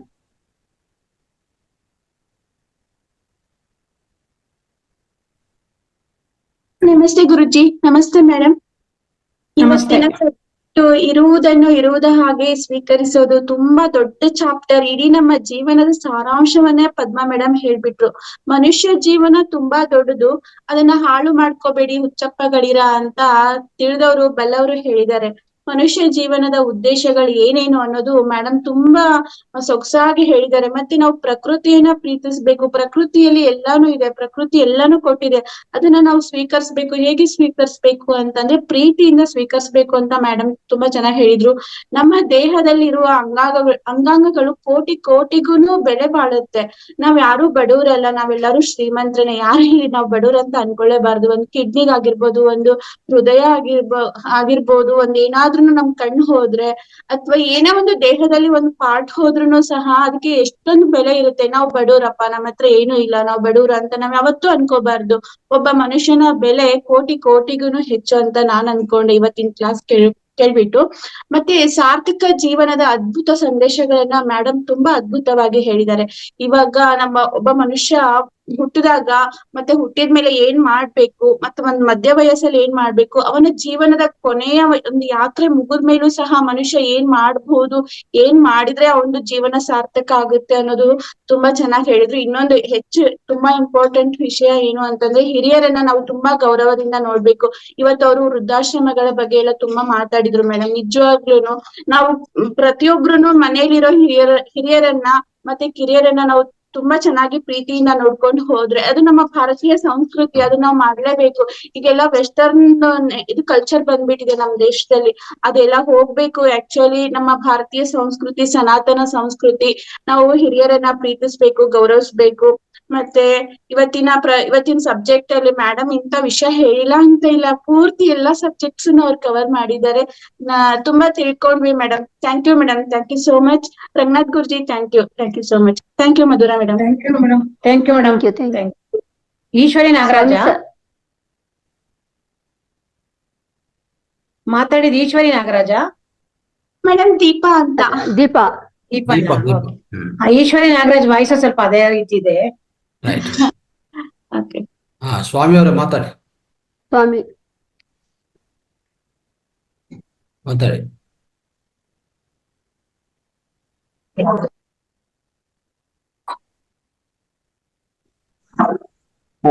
ನಮಸ್ಕಾರ ರಂಗನಾಥ್ ಸರ್. ನಮಸ್ಕಾರ ಮೇಡಮ್. ತುಂಬಾ ಇವತ್ತ ಯಾವ ರೀತಿ ಇದ್ರ ಬಗ್ಗೆ ಜೀವನ ಮಾಡ್ಬೇಕು, ನಮಸ್ತೆ ಮತ್ತೆ ನಾವು ಸರ್. ದುಡಿಮೆನೆ ಒಂದು ಆಧಾರ ಅಂತ ಹೇಳಿ ನಮ್ಮ ಆರೋಗ್ಯ ಆಗ್ಲಿ ಹಾಳು ಮಾಡ್ಕೋಬಾರ್ದು ಅನ್ನೋದ್ರ ಬಗ್ಗೆ ತುಂಬಾ ಹೇಳಿದ್ರೆ. ಈಗ ಉದಾಹರಣೆ ಹೇಳ್ಬೇಕು ಅಂತಂದ್ರೆ, ನಾನೀಗ ಪ್ರತಿ ನೈಟ್ ಶಿಫ್ಟ್ ಮಾಡಿದಾಗ ನಮ್ಮ ಆರೋಗ್ಯನೂ ಸರಿ ಇರಲ್ಲ. ಅದಿರೋದ್ರಿಂದ ತುಂಬಾ ಅದು ತಿಳ್ಕೊಬೇಕಾದ್ರೆ ಏನ್ ಮಾಡ್ತೀರಾ, ನಮ್ಗೆ ನಮ್ ಜೀವನ ಮಾಡಕ್ ಆಗಕ್ಕೋಸ್ಕರ ನಾವು ಆತರ ಅಳವಡಿಸ್ಕೊಂಡಿದೀವಿ. ಮತ್ತೆ ಅದನ್ನ ಇದು ಮಾಡ್ಬೇಕು ಅಂತ ತುಂಬಾ ಹೇಳಿರಿ. ಏನೋ ಅದು ಇದು ಮಾಡ್ಬಾರ್ದು, ಮತ್ತೆ ಒಂದು ಆಸೆ ಇಟ್ಕೊಂಡು ಮನೆ ಆಗ್ಲಿ ಇದನ್ನೇ ಉದ್ದೇಶ ಮಾಡ್ಬಾರ್ದು. ಬಟ್ ನಮ್ಮ ಉದಾಹರಣೆಗೆ ನಮ್ಮ ಮಗನೇ ಹೇಳ್ತಾ ಇರ್ತಾನೆ, ನಮ್ಮ ಮಗು ಏನು ಮಾಡಿಲ್ಲ, ಅವ್ರು ಅದು ಮಾಡ್ರು ಇದು ಮಾಡ್ರು, ನಮ್ಗೆ ಏನು ಮಾಡಿಲ್ಲ ಅಂತ ನಮ್ಮ ಮಗನೇ ಹೇಳ್ತಾ ಇರ್ತಾನೆ. ಮಗನೇ ಹೇಳ್ಬೋದು ಮೇಡಮ್. ಹಲೋ, ಏನ್ ಸರ್ ಹೇಳಿದ್ ನೀವು? ಮಾತಾಡಿ. ಈಗ ನಮ್ಮ ಹುಡುಗನೇ ಹೇಳ್ತಾ ಇರ್ತಾನೆ, ನಮ್ಮ ಅವರು ನಮ್ಮ ಚಿಕ್ಕಪ್ಪ ಅವರು ಸೈಟ್ ಮಾಡಿದ್ರು, ತೋಟ ಮಾಡಿದ್ರು, ಮನೆ ಮಾಡಿದ್ರು, ಇವೇನು ಮಾಡಿಲ್ಲ ನಮ್ಗೆ ಇಂಥವು ಇದ್ ಮಾಡ್ತಾ ಇರ್ತಾರೆ. ಅದಕ್ಕೆ ಏನ್ ಹೇಳ್ಬೋದು ಮೇಡಮ್? ಅದು ಸಾಮಾನ್ಯ ಜೀವನದಲ್ಲಿ ಪ್ರತಿಯೊಬ್ಬ ವ್ಯಕ್ತಿನೂ ಅದೇ ರೀತಿ ಮಾತಾಡ್ತಾನೆ ಸರ್. ನಾವು ಆ ರೀತಿ ನಾವು ಅವ್ರಿಗೆ ಹೇಳ್ಬೇಕು, ನಾವು ಆರೋಗ್ಯವಾಗಿದ್ದೀವಲ್ವಾ, ನಮ್ ಭಗವಂತ ಎಲ್ಲಾ ಕೊಟ್ಟಿದ್ದಾನೆ, ನಾವು ದುಡಿಯೋಣ, ದುಡಿದ್ಬಿಟ್ಟು ಸಂಪಾದನೆ ಮಾಡೋಣ. ಆದ್ರೆ ನೀನು ಅವ್ರಿಗೆ ಕಂಪೇರ್ ಮಾಡ್ಬೇಡ. ನಿನ್ನ ಜೀವನದಲ್ಲಿ ಸುಖ ಶಾಂತಿ ನೆಮ್ಮದಿ ಇದೆಯಾ, ಆರೋಗ್ಯ ಇದೆಯಾ, ನೀನು ಚಿಕ್ಕಪ್ಪನಿಗೆ ದೊಡ್ಡಪ್ಪನಿಗೆ ಎಲ್ರಿಗೂ ಕಂಪೇರ್ ಮಾಡ್ಕೊಂಡು ನಿನ್ನ ಜೀವನವನ್ನ ಹಾಳು ಮಾಡ್ಕೊಂಬೇಡ. ನಿನ್ಗೆ ಭಗವಂತ ಕಣ್ಣು, ಕಿವಿ, ಮೂಗು, ಬಾಯಿ ಎಲ್ಲ ಅಂಗಾಂಗಗಳನ್ನ ಕೊಟ್ಟಿದ್ದಾನೆ. ನೀನು ಅದ್ರ ಕಡೆ ಗಮನ ಕೊಟ್ಟು ನಿನ್ನ ಜೀವನವನ್ನ ನೀನು ಸಾರ್ಥಕ ಮಾಡ್ಕೊಂತ ಹೇಳ್ಬೇಕೆ ಹೊರತು ಅವ್ರನ್ನ 2 ಸೈಟ್ ಮಾಡಿದಾರೆ 4 ಸೈಟ್ ಮಾಡುವಂತ ನಾವು ಹುರಿದುಂಬಿಸ್ಬೇಕು. ನಾವು ಹಣದ ಹಿಂದೆ ಹೋದಾಗ ನಮ್ಗೆ ಅದು ಎಲ್ಲೆಲ್ಗೋ ಕರ್ಕೊಂಡ್ ಹೋಗ್ಬಿಡುತ್ತೆ. ನಾವು ಕೆಟ್ಟ ದಾರಿನೂ ಹಿಡಿಬಹುದು, ಹೇಳಕ್ ಆಗೋದಿಲ್ಲ. ಯಾವಾಗ ನಾವು ಒಂದು ದುರಾಸೆಗೆ ಅಂತ ಬೀಳ್ತೀವೋ ಆವಾಗ ಆ ಕಡೆಗೆ ಹೊರಟೋಗ್ತೀವಿ. ಆ ರೀತಿ ಹೇಳಿದಾಗ ನೀವು ಅವ್ರಿಗೆ ಕನ್ವಿನ್ಸ್ ಮಾಡ್ಬೇಕು. ನಾವು ಬೇರೆಯವ್ರನ್ನ ಕಂಪೇರ್ ಮಾಡ್ಕೊಂಡು ಜೀವನ ಮಾಡ್ಬಾರ್ದು. ನಾವು ಈ ಭೂಮಿಗೆ ಬಂದಿದ್ವಿ, ನಮ್ಮ ಜೀವನವನ್ನ ನಾವು ಸಾರ್ಥಕ ಪಡ್ಸ್ಕೊಬೇಕು. ಇದು ಮೇಲ್ನೋಟಕ್ಕೆ ಈ ಜೀವನ ಅವ್ರದ್ದು ಚೆನ್ನಾಗಿದೆ ಅಂತ ನೀನ್ ಅನ್ಕೊಳ್ತೀಯಾ, ಆದ್ರೆ ನಾವೊಂದು ಆತ್ಮಜ್ಞಾನವನ್ನ ತಿಳ್ಕೊಂಡು ನಾವೊಂದು ಧ್ಯಾನ ಮಾರ್ಗಕ್ಕೆ ಬಂದಾಗ ಆ ಜೀವನದಲ್ಲಿ ಎಷ್ಟು ಸುಖ ಸಂತೋಷ ಸಿಕ್ಕುತ್ತೆ ಅಂತ ನೀನು ಒಂದ್ 41 ದಿನಗಳ ಕಾಲ ನೀನ್ ಧ್ಯಾನ ಮಾಡು, ಆಮೇಲೆ ನಾನು ಪುತ್ರ ನಾನು ಕೊಡ್ತೀನಿ ಅಂತ ನೀವು ಹೇಳಿ ಅವ್ರಿಗೆ ಧ್ಯಾನ ಮಾಡಿಸಿ ಸರ್. ಹಾ ಮೇಡಮ್, ತುಂಬಾ ಚೆನ್ನಾಗಿದೆ ಮಾಡ್ಸಿ ಮೇಡಮ್. ಸರ್. ತಂದೆ ತಾಯಿ ಸರ್ ಬಗ್ಗೆ ಇದು ಆಗ್ಲಿ, ಈಗ ಪ್ರತಿಯೊಬ್ಬರ ಉದಾಹರಣೆ ಮನೆಯಲ್ಲೂ ಅದು ಇದ್ದೇ ಇದೆ ಸರ್. ನೀವೇನ್ ಮಾಡಿದೀರ, ಬರೀ ಆಸ್ತಿ ಅಂತಸ್ತು ಅಂತಾನೆ ಎಲ್ಲರೂ ಇವಾಗ ಜೀವನ ನಡೆಸ್ತಾ ಇದಾರೆ. ನಾವು ಅದ್ರ ಕಡೆ ಗಮನ ಕೊಡು. ಒಂದ್ಸಲಿ ನಾವು ಅನಾರೋಗ್ಯ ಆದಾಗ ನಮ್ಗೆ ಆ ಹಣದ ಬೆಲೆ ಗೊತ್ತಾಗುತ್ತೆ ಸರ್ ಏನು ಅಂತ. ಹೌದು ಮೇಡಮ್. ಈಗ ಉದಾಹರಣೆ ನಾವೇ night and day full night and day ಮಾಡ್ತಾ ಇದ್ದೆ, ನಂಗೆ ಇದು ನಿದ್ದಿಗೆಟ್ಟೆ ನಂಗೆ ಅರ್ಧ BP ಸ್ಟಾರ್ಟ್ ಆಗ್ಬಿಡ್ತು. ಹೌದು, ಏನೋ ಮಾಡಕ್ಕೋ ಏನೋ ಮಾಡ್ಕೊಂಡೇನೆ ನಾವೇ ಆರೋಗ್ಯ ನಾವು ಹಾಳು ಮಾಡ್ಕೊಂಡಂಗೆ ಪ್ರಕೃತಿಗೆ ವಿರೋಧವಾಗಿ ಯಾವಾಗ ಹೋಗ್ತೀವೋ ಅವಾಗೆಲ್ಲ ನಮ್ಗೆ ಕಷ್ಟನೇ ಸರ್ ಅದು. ಹೌದು ಮೇಡಮ್. ಎಷ್ಟು ವಯಸ್ಸು ನಿಮ್ ಮಗನ್ಗೆ? ಮೇಡಮ್ ಒಂದಲ್ಲ 23. 23 ವರ್ಷಕ್ಕೆ ಆಸ್ತಿ ಅಂತಸ್ತು ಇಲ್ಲ ಅಂತ ಕೇಳ್ತಾ ಇದ್ದಾನೆ ಹುಡುಗ. ಮೇಡಮ್ ಅವರು ಚಿಕ್ಕಂದ್ರಲ್ಲ ಅವರ ಎಲ್ಲ ಸ್ವಲ್ಪ ಅದು ಹೊಡೆದಿದೆ. ಫಸ್ಟ್ ಎಲ್ಲ ಮಾಡಿದ್ದಾರೆ. ಕಂಪೇರ್ ಮಾಡೋದನ್ನ ಅವ್ರ ಕೈ ಬಿಡಿಸಿ. ನೀನು ನಿನ್ಗಿಂತ ಕೆಳಗಡೆ ಇರೋರು ನೋಡು, ನಿನ್ಗಿಂತ ಮೇಲೆ ಇರೋರು ನೋಡ್ಬೇಡ. ನಿನ್ಗಿಂತ ಕೆಳಗಡೆ ಇರೋರು ನೋಡಿ ನೀನ್ ಖುಷಿ ಪಡು. ಫಸ್ಟ್ ನೀನ್ 41 ದಿನ ಧ್ಯಾನ ಮಾಡಿ ನಿಂಗೆ ಉತ್ತರ ಸಿಗುತ್ತೆ ಅಂತ ಹೇಳಿ ಅವನನ್ನ ಬಲವಂತವಾಗಿ ಕೂರ್ಸಿ ಒಂದು ಅರ್ಧ ಗಂಟೆ ಧ್ಯಾನ ಕೂರ್ಸಿ ಅವನಿಗೆ 41 ಡೇಸ್ ಮಾಡು, ಉತ್ತರ ನಾನು ಕೊಡ್ತೀನಿ ಅಂತ ಹೇಳಿ ಅವನಿಗೆ. ಮೊದಲು ನಾವು ಕಂಪೇರ್ ಮಾಡಕ್ ಬಿಡ್ಬೇಕು ಸರ್, ಆವಾಗಲೇ ನಾವು ಉದ್ಧಾರ ಆಗೋ ಜೀವನದಲ್ಲಿ. ಯಾವತ್ತೂ ಕಂಪೇರ್ ಮಾಡ್ಬೇಕು. ಇವಾಗ ಹೇಳದಲ್ಲ ದೀಪಾ ಮೇಡಮ್, ನಮ್ಮ ದೇಹ ಕೋಟಿ ಬೆಲೆ ಬಾಳುತ್ತೆ ಅಂತ. ಅದಕ್ಕೆ ನಮ್ಮ ಗುರುಗಳು ಹೇಳಿದ್ದಾರೆ, ಪ್ರತಿನಿತ್ಯ ನೀವು ಎದ್ದಿದ ತಕ್ಷಣ ನಿಮ್ಮ ದೇಹಕ್ಕೆ ಥ್ಯಾಂಕ್ಸ್ ಹೇಳಿ ಅಂತ ಹೇಳ್ತಾರೆ. ಮಲ್ಕೊಳ್ಬೇಕಾದ್ರೆ ನಿಮ್ಮ ದೇಹಕ್ಕೆ ಥ್ಯಾಂಕ್ಸ್ ಹೇಳಿ ಅಂತಾರೆ. ಯಾಕೆ? ನಮ್ಮ ದೇಹ ನಮ್ಗೆ ಸಹಾಯ ಮಾಡುತ್ತೆ. ಒಂದು ನಯಾ ಪೈಸಾ ಖರ್ಚಿಲ್ದಲೆ ನಮ್ಮ ದೇಹ ಎಷ್ಟು ನಿರಂತರವಾಗಿ ಅಂದ್ರೆ ಇಡೀ ವಿಶ್ವದಲ್ಲಿ ನಮ್ಮ ದೇಹ ಮಾಡೋಷ್ಟು ಕೆಲಸ ಯಾವ ಮಿಷನ್ ಮಾಡೋದಿಲ್ಲ ಅಲ್ವಾ? ನಾವು ಮಲಗಿರ್ಲಿ ಎದ್ದಿರ್ಲಿ ಶ್ವಾಸ ತನ್ನ ಶ್ವಾಸ ನಡೀತಾ ಇರುತ್ತೆ, ಹೃದಯ ಕ್ರಿಯೆ ನಡೀತಾ ಇರುತ್ತೆ. ಅದ್ರ ಪಾಡ್ಗ ತನ್ನ ಕೆಲಸ ನಾವು ಅದಕ್ಕೆ ಕಷ್ಟ ಇರ್ಲಿ ಸುಖ ಇರ್ಲಿ ಏನೇ ಇರ್ಲಿ ಅದ್ರ ಪಾಡ್ಗದು ತನ್ನ ಕೆಲಸನೇ ನಿರ್ವಹಿಸ್ತಾ ಇರುತ್ತೆ. ಅಂದ್ರೆ ನಮ್ಮ ದೇಹ ಎಷ್ಟು ನಿರಂತರವಾಗಿ ದುಡಿಯುತ್ತಲ್ವ ನಮಗೋಸ್ಕರ. ಮತ್ತೆ ನಾವು ಆ ದೇಹನ ಒಂದು ಕೃತಜ್ಞತಾ ಭಾವನೆಯಿಂದ ನೋಡ್ಬೇಕಲ್ವಾ. ಆ ದೇಹಕ್ಕೆ ಒಂದು ಥ್ಯಾಂಕ್ಸ್ ಹೇಳಿದ್ರೆ ಆ ದೇಹಕ್ಕೆ ಎಷ್ಟು ಖುಷಿ ಆಗುತ್ತೆ ಗೊತ್ತಾ? ಆಗ ನಾವ್ ಅನ್ಕೊಂಡು ಕೆಲಸಗಳೆಲ್ಲ ಖಂಡಿತ ಆಗುತ್ತೆ ಸರ್, ನಿಜವಾಗ್ಲೂ ಸರ್. ನನಗೆ ತಿಳಿದಿರೋ ಜ್ಞಾನ ನಾನು ಹೇಳಿದೀನಿ, ನನಗೆ ತಿಳಿದಿರೋ ಒಂದು ಜ್ಞಾನವನ್ನ ನಾನು ಹಂಚಿದೀನಿ. ರಂಗನಾಥ್ ಸರ್ ಏನಾದ್ರು ಇನ್ನೂ ಹೆಚ್ಚಿಗೆ ಹೇಳೋದಿದ್ರೆ ಹೇಳ್ಬೋದು. ಕರೆಕ್ಟಾಗಿದೆ. ಪ್ರತಿಯೊಂದು ದಿವಸ ಹೇಳ್ತಾರೆ ಅದು ಮೇಡಮ್. ಹೌದು ಸರ್. ಆಳವಾದ ಇದು ಯಾವ ತರ ಅಂದ್ರೆ ಅದೇ ಒಂದು ಸಾಗರ ತರ ಇದು ಅನಂತ, ಇದು ಅಂತವೇ ಇಲ್ಲ. ಓಕೆ, ಪ್ರತಿಯೊಂದು ದಿವಸ ಪ್ರತಿ ವಿಷಯನೂ ಆಳವಾದ. ಈಗ ಇವತ್ತು ನೀವು ಹೇಳಿದ್ರಲ್ಲ, ವಿಧ ವಿಧ ಕೋನದಲ್ಲಿ ಹೇಳಿದ್ರಿ, ಸೊ ಅದ್ಭುತವಾಗಿದೆ. ಅದೇ ತರ ಒಂದು ಹೂ ಅಂದ್ರೆ ನಮ್ಮ ಭೂಮಿ ಮೇಲೆ ಎಷ್ಟು ಹೂಗಳಿದೆ, ಎಷ್ಟು ಫ್ಲವರ್ಸ್ ಇದೆ. ಒಂದೊಂದು ಫ್ಲವರ್ಗೆ ಒಂದು ಮಕರಂದ, ಒಂದು ಅಂದ ಸೌಂದರ್ಯ ಇದೆ. ಆತರ ಪ್ರತಿಯೊಬ್ಬ ಮಾಸ್ಟರ್ನು ಬರುವಾಗ ಅವ್ರ ಸೌಂದರ್ಯ ಅವರು ಹೇಳ್ಬೇಕಂದ್ರೆ ಅವ್ರ ಮಕರಂದ ಅವರು ಹಂಚ್ಕೊಂಡು ಹೋಗ್ತಾರೆ. ಇದು ತುಂಬಾ ಅದ್ಭುತವಾಗಿದೆ ಮೇಡಮ್. ಇವತ್ತು ನೀವ್ ಹೇಳಿರೋದು ಪ್ರತಿಯೊಂದು ದಿವಸ ಆತರನೇ ನಾವೆಲ್ಲ ಅಮೃತ ಕುಡಿತಾ ಇದೀವಿ. ಪ್ರತಿಯೊಂದು ದಿವಸ ಅಮೃತ ಕುಡಿತಾ ಇದೀವಿ ಅಂತ ಹೇಳ್ಬೋದು. ಸೊ ಆತರ ಸ್ವಾಮಿ ಸರ್, ಈಗ ಮನುಷ್ಯ ಜನ್ಮ ಎಷ್ಟು ಶ್ರೇಷ್ಠ ಅನ್ನೋದು ಅದು ಗೊತ್ತಿದೆ. ಎಲ್ಲಾ ಜನ್ಮಗಳಿಂದ ಶ್ರೇಷ್ಠ ಅಂತ. ನಾವು ಆ ಜನ್ಮವನ್ನ ನಾವು ಶ್ರೇಷ್ಠತನ ಕಾಪಾಡ್ಕೊಳ್ಳೋದಲ್ಲೇ ನಾವು ಸುಮ್ನೆ ಬೇರೆಯವ್ರ ಕಂಪೇರ್ ಮಾಡ್ಕೊಂಡು ನಮ್ಮ ಜೀವನವನ್ನ ಹಾಳು ಮಾಡ್ಕೊಂಬಾರ್ದು. ಇರೋದ್ರಲ್ಲಿ ನಾವು ತೃಪ್ತಿ ಪಡ್ತಾ ಇದ್ರೆ ನಮ್ಗೆ ಪ್ರಕೃತಿ ಖಂಡಿತವಾಗಿ ಸಹಕಾರ ನೀಡುತ್ತೆ ಸರ್. ನೀವು ನಿಮ್ ಮಗನಿಗೆ ಆ ರೀತಿ ಹೇಳಿ. ಅಷ್ಟೇ ಸರ್, ಬೇರೆಯವ್ರ ಕಂಪೇರ್ ಮಾಡೋದು ಫಸ್ಟ್ ಬಿಡ್ಬೇಕು ಸರ್. ಮೈನ್ ಅದೇ ಸರ್. ಧ್ಯಾನಕ್ಕೆ ಬಂದ್ಮೇಲೆ ಎಷ್ಟೋ ಕಮ್ಮಿ ಮಾಡಾಕ್ದಲ್ಲ. ಈಗ ನಾವೆಲ್ಲ ಆಸೆ ಪಡೋದು ಬೇರೆ ಎಲ್ಲ ಮಾಡಿ ಒಂದೇ ಆರೋಗ್ಯ ಎಷ್ಟೋ ಪರವಾಗಿಲ್ಲ ನಮ್ಗೆ ಬಂದ್ಮೇಲೆ. ಈಗ ಜೀವನದಲ್ಲಿ ಆಸೆ ಇರ್ಬೇಕು ಸರ್, ದುರಾಸೆ ಇರಬಾರ್ದು. ಆಸೆ ಇರ್ಬೇಕು, ದುರಾಸೆ. ಜೀವನದಲ್ಲಿ ಹಣ ಬೇಕು, ಆದ್ರೆ ಹಣನೇ ಜೀವನ ಅಲ್ಲ ಸರ್. ಆ ರೀತಿ ಅಷ್ಟೇ ಸರ್. ರೈಟ್. ಓಕೆ ಓಕೆ, ಧನ್ಯವಾದಗಳು ಸ್ವಾಮಿ ಸರ್. ಧನ್ಯವಾದಗಳು Swamy sir. Thank you madam. Okay, ಮತ್ತೆ ಯಾರಾದ್ರೂ ಕ್ವಶನ್ ಕೇಳೋದಿದ್ಯಾ? ಲಾಸ್ಟ್ ನಂಬರ್ ಬಂದು 321 321 ಲಾಸ್ಟ್ ನಂಬರ್ ಇದೆ ಸರ್. ದಯವಿಟ್ಟು ಅನ್ಮ್ಯೂಟ್ ಆಗಿದೆ, ಮಾತಾಡಿ. ನಿಮ್ಮ ಒಂದು 2 ಮಾತುಗಳಲ್ಲಿ ಶೇರ್ ಮಾಡಿ. 321 last number. Okay sir. Right. Okay okay sir, ಅವರು ಹ್ಯಾಂಡ್ ರೈಸ್ ಮಾಡಿದ್ದಾರೆ, ಮಾತಾಡ್ತಾ ಇಲ್ಲ. ನೆಕ್ಸ್ಟ್ ಮುಂದಿನ ಅಂಶಕ್ಕೆ ಹೋಗೋಣ. Okay okay okay madam, thank you so much madam. ಅದ್ಭುತವಾಗಿ ಇವತ್ತು ನಮ್ಮೆಲ್ರಿಗೂ ಮಾಹಿತಿ ತಿಳಿಸ್ಕೊಟ್ಟಿದ್ದೀರಾ. ಮತ್ತೊಮ್ಮೆ ಹಲೋ, ನಿಮ್ಗೆ ನಮಸ್ತೆ. ಧನ್ಯವಾದಗಳು. ಮಾತಾಡ್ತಾ ಪದ್ಮಾ ಇದ್ದಾರೆ ಮೇಡಮ್ ಅವರೇ, ಹಲೋ, ನಮಸ್ತೆ. ನಮಸ್ತೆ. ಮಾತಾಡಿ ಮೇಡಮ್, ಮಾತಾಡಿ. ಕೇಳಿಸ್ತಾ Yes, ಇದೆಯಾ ma'am. ಮೇಡಮ್?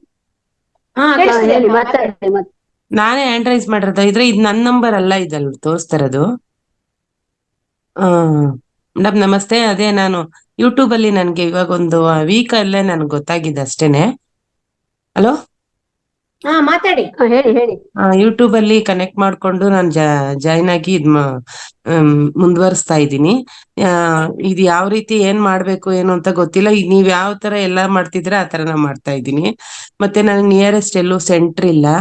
ಆಮೇಲೆ ಮತ್ತೆ ಗ್ರೂಪ್ ಅಲ್ಲಿ ಮಾಡ್ಬೇಕು ಅಂದ್ರೆ ಆನ್ಲೈನ್ ಅಲ್ಲೇ ಮಾಡ್ಬೇಕು. ಒಂದೊಂದ್ಸರಿ ಪವರ್ ಹೋಗ್ಬಿಟ್ಟಿರುತ್ತೆ, ಒಂದೊಂದ್ಸರಿ ಸಿಗ್ನಲ್ ಪ್ರಾಬ್ಲಮ್ ಆಗುತ್ತೆ, ಏನಾದ್ರೂ ನಂದು ಅಡೆತಡೆ ಬರ್ತಾ ಇದೆ. ಮತ್ತೆ ನನ್ಗೆ ಕಾಲು ಉದ್ದ ಮಾಡ್ಕೊಂಡು ಮಂಡಿ ನೋವಿದೆ. ಕಾಲು ಉದ್ದ ಮಾಡ್ಕೊಂಡು ಕೂತ್ಕೊಂಡು ಧ್ಯಾನ ಮಾಡ್ಬಹುದಾ? ಮಾಡ್ಬೋದು. ಕಾಲು ಉದ್ದ ಮಾಡ್ಕೊಂಡು ಕೂತ್ಕೊಂಡ್ರೆ ಅದೇ ಹಿಂದ್ಗಡೆ ಎರಡು ಸಪೋರ್ಟ್ ಇಟ್ಕೊಬೋದು, ಕಾಲು ಉದ್ದ ಇಟ್ಕೊಬೋದು, ಹ್ಮ್ ಮಾಡ್ಬೋದು ಮೇಡಮ್. ಮಾಡ್ಬೋದಾ? ಅದು ಒಂದು ಕ್ವಶನ್ ಇತ್ತು. ಈಗ ನನ್ಗೆಲ್ಲೂ ಸೆಂಟರ್ ನಿಯರೆಸ್ಟ್ ಇಲ್ದೇ ಇರೋದ್ರಿಂದ ವಾರಕ್ಕೂ 10 ದಿನ ಒಂದ್ಸರಿ ಕನಕ್ಪುರ ಇದೆಯಲ್ಲ, ಅಲ್ಲಿ ಹೋಗಿ ಬರ್ತೀನಿ. ಚೆನ್ನಾಗಿ ನೀವ್ ಅನ್ಸುತ್ತೆ. ಎಲ್ಲಿರೋದು? ಅಂದ್ರಳ್ಳಿ, ಎರವಳ್ಳಿ ಹತ್ರ ಅಂದ್ರಳ್ಳಿ ಇರೋದು. ಒಂದು ಪಿರಮಿಡ್ ತಗೊಳ್ಳಿ, ಚಿಕ್ಕತ್ತೆ ಪಿರಮಿಡ್, ಅದೆಲ್ಲ ಕಡಿಮೆ ತಗೊಂಡಿದೀನಿ, ಬೆಲೆಗೆಲ್ಲ ತಗೊಂಡ್ ಸಿಗುತ್ತೆ. ಬಂದೆ. ಮತ್ತೆ ಪಿರಮಿಡ್ ಹಾಕೊಂಡ್ ಮಾಡಿ, ಪರವಾಗಿಲ್ಲ. ನಿಮ್ಗೇನು ಅದನ್ನೇ ಹಾಕೊಂಡ್ ಮಾಡ್ತಾ ಪಿರಮಿಡ್ ಇದ್ದೀನಿ. ಇರೋ ಜಾಗಕ್ಕೆ ಹೋಗ್ಬೇಕಂತ ಏನಿಲ್ಲ, ಹ್ಮ್ ಮಾಡಿ ಪರವಾಗಿಲ್ಲ. ಮತ್ತೆ ಸತ್ಸಂಗ ಎಲ್ಲಾದ್ರೂ ಸೆಂಟರ್ ಇದ್ರೆ ನಾನ್ ಸತ್ಸಂಗದಲ್ಲಿ ಭಾಗವಹಿಸ್ಬೇಕು, ಎಲ್ಲಾರ್ನು ಮೀಟ್ ಮಾಡ್ಬೇಕು ಅಂತ ಆಸೆ. ಅದು ನೀವ್ ಯಾವ್ದಾದ್ರು ಝೂಮ್ ಗಳಲ್ಲಿ ಕನೆಕ್ಟ್ ಆದಾಗ ಎಲ್ಲೆಲ್ಲಿ ನಡೀತೆ ಅಂತ ಗೊತ್ತಾಗ್ತಾ ಇರುತ್ತೆ. ನೀವ್ ಯಾವ್ದಾದ್ರು ಝೂಮ್ ಕನೆಕ್ಟ್ ಆಗ್ಬೇಕು. ಯಾವ ಏರಿಯಾ ಅಮ್ಮ ನಿಮ್ದು? ಯಾವ ಏರಿಯಾ? ಅಂದ್ರಳ್ಳಿ ಸರ್. ಅಂದ್ರಲ್ಲಿ ಅಂದ್ರೆ main Magadi road. Area? Magadi road sir, ಸುಂಕದ ಕಟ್ಟೆ ಹತ್ರ ಮಾಗಡಿ ರೋಡ್. ಮಾಗಡಿ ರೋಡ್. ಗೊತ್ತಿಲ್ಲ ಅಲ್ಲಿ. ನಾನು 2-3 ಸರಿ ವಿಚಾರಿಸ್ದೆ ನಿಮ್ಮನ್ನೇ, ಇಲ್ಲೆಲ್ಲೂ ಇಲ್ಲ ನಿಯರ್ ಸೆಂಟ್ರು ಅಂತ ಹೇಳಿದ್ರು. ರಾಜಾಜಿನಗರದಲ್ಲಿ ಇದೆ ನೋಡಿ ಮೇಡಮ್ ಸೆಂಟ್ರ್. ಇಲ್ಲ, ಅಲ್ಲುದು ತುಂಬಾ ದೂರ ಆಗುತ್ತೆ. ಇಲ್ಲಿಂದ ಅಲ್ಲಿಗೆ 3 ಬಸ್ ಚೇಂಜ್ ಮಾಡ್ಬೇಕು. Right okay. ಅಲ್ಲೂ ರಾಜನಗರ ಹುಡ್ಕೊಂಡೋಗಿ ಒಂದಿನ ಅಲ್ಲಿ ಯಾರು ಇರ್ಲಿಲ್ಲ, ಒಬ್ರು ಕೂತ್ಕೊಂಡು ಧ್ಯಾನ ಮಾಡ್ತಾ ಇದ್ರು. ಸಂಧ್ಯಾ ವೆಂಕಟೇಶ್ ಅವ್ರ ಮನೆ. ಅವ್ರು ಹೌದು ಫೋನ್ ಮೇಡಮ್, ಮಾಡಿ ಅವರು ಕೆಳಗಡೆ ಧ್ಯಾನ ಮಾಡಕ್ಕೆ ಅವಕಾಶ ಕೊಟ್ಟಿದ್ದಾರೆ. ಅದು ಬೆಳಗ್ಗೆ 6:30 ಓಪನ್ ಮಾಡಿ ರಾತ್ರಿ 9 ಗಂಟೆವರೆಗೂ ಅವಕಾಶ ಇರುತ್ತೆ. ಮತ್ತೆ ಅವರು ಭಾನುವಾರ ಮೇಲ್ಗಡೆ ಪಿರಮಿಡ್ ಇದೆ. ಪ್ರತಿ ಭಾನುವಾರ ಅಲ್ಲಿ ಕ್ಲಾಸಸ್ ಮಾಡ್ತಾರೆ ಅವರು. ಪ್ರತಿ ಭಾನುವಾರ ಟೈಮಿಂಗ್ಸ್ ಮೇಡಮ್ ಅಲ್ಲಿ 4 to 6. 4 to 6. ನಾನು ಒಂದಿನ ಹೋಗಿ ಕೆಳಗಡೆ ಒಬ್ರು ಕೂತಿದ್ರು, ಮಂಜುಳಾ ಅಂತ ಕೂತಿದ್ರು. ಸಾರ್ವಜನಿಕವಾಗಿ ಬಿಟ್ಟಿರ್ತಾರೆ ಅವರು ಧ್ಯಾನ ಮಾಡ್ಕೊಳಕ್ಕೆ. ಅಲ್ಲಿ ಯಾರ್ ಬೇಕಾದ್ರೂ ಬರ್ಬೋದು, 1 hour ಹೋಗ್ಬೋದು. ಮಾಡ್ಬಿಟ್ಟು ಬಂದೆ ನಾನು. ನೀವು ಭಾನುವಾರ ಒಂದ್ಸಲಿ ಸಂಧ್ಯಾ ಮೇಡಮ್ ಮನೆಗೆ ಹೋಗಿ ಅಲ್ಲಿ ನೀವು ಕನೆಕ್ಟ್ ಆದ್ರೆ ಬೇಕ್ರೆ ನಿಮ್ಗೆ ಎಲ್ಲಾರು ಕ್ಲಾಸಸ್ ನಡೆದಾಗ ಫಿಸಿಕಲ್ ಆಗಿ ಗೊತ್ತಾಗುತ್ತೆ ನಿಮ್ಗೆ. ಓಕೆ, ಅದೇ ನನ್ಗೆ ಮಡ್ಚ್ಕೊಂಡ್ ಕೂತ್ಕೊಳಕ್ ಆಗ್ತಾ ಇರ್ಲಿಲ್ಲ, ಅದನ್ನ ಕೇಳ್ಬೇಕಿತ್ತು.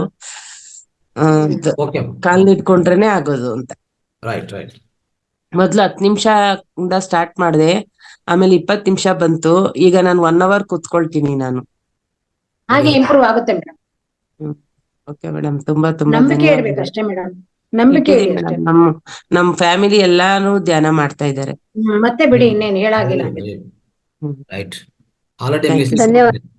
ಔಷಧ, ಧನ್ಯವಾದಗಳು. ದಿವ್ಯ ಔಷಧ ಸಿಕ್ಬಿಟ್ಟಿದೆ, ತೊಂದರೆ ಇಲ್ಲ, ಆರಾಮಾಗಿರಿ. Right, thank you. ಪದ್ಮಾ, ಇವತ್ತಿನ ಜ್ಞಾನಾರ್ಜನೆ ಹಂಚಿದಂತಹ ಪದ್ಮಾ ಮೇಡಮ್ಗೆ ಮಾತಾರ್ ಫೌಂಡೇಶನ್ ಕಡೆಯಿಂದ ಅನಂತ ಧನ್ಯವಾದ. ನಮ್ಮೆಲ್ಲಾ ಮಾಸ್ಟರ್ಸ್ ಗಳಿಂದ ನಿಮ್ಗೆ ಅನಂತ ಧನ್ಯವಾದಗಳು madam. Thank you madam. Thank you madam.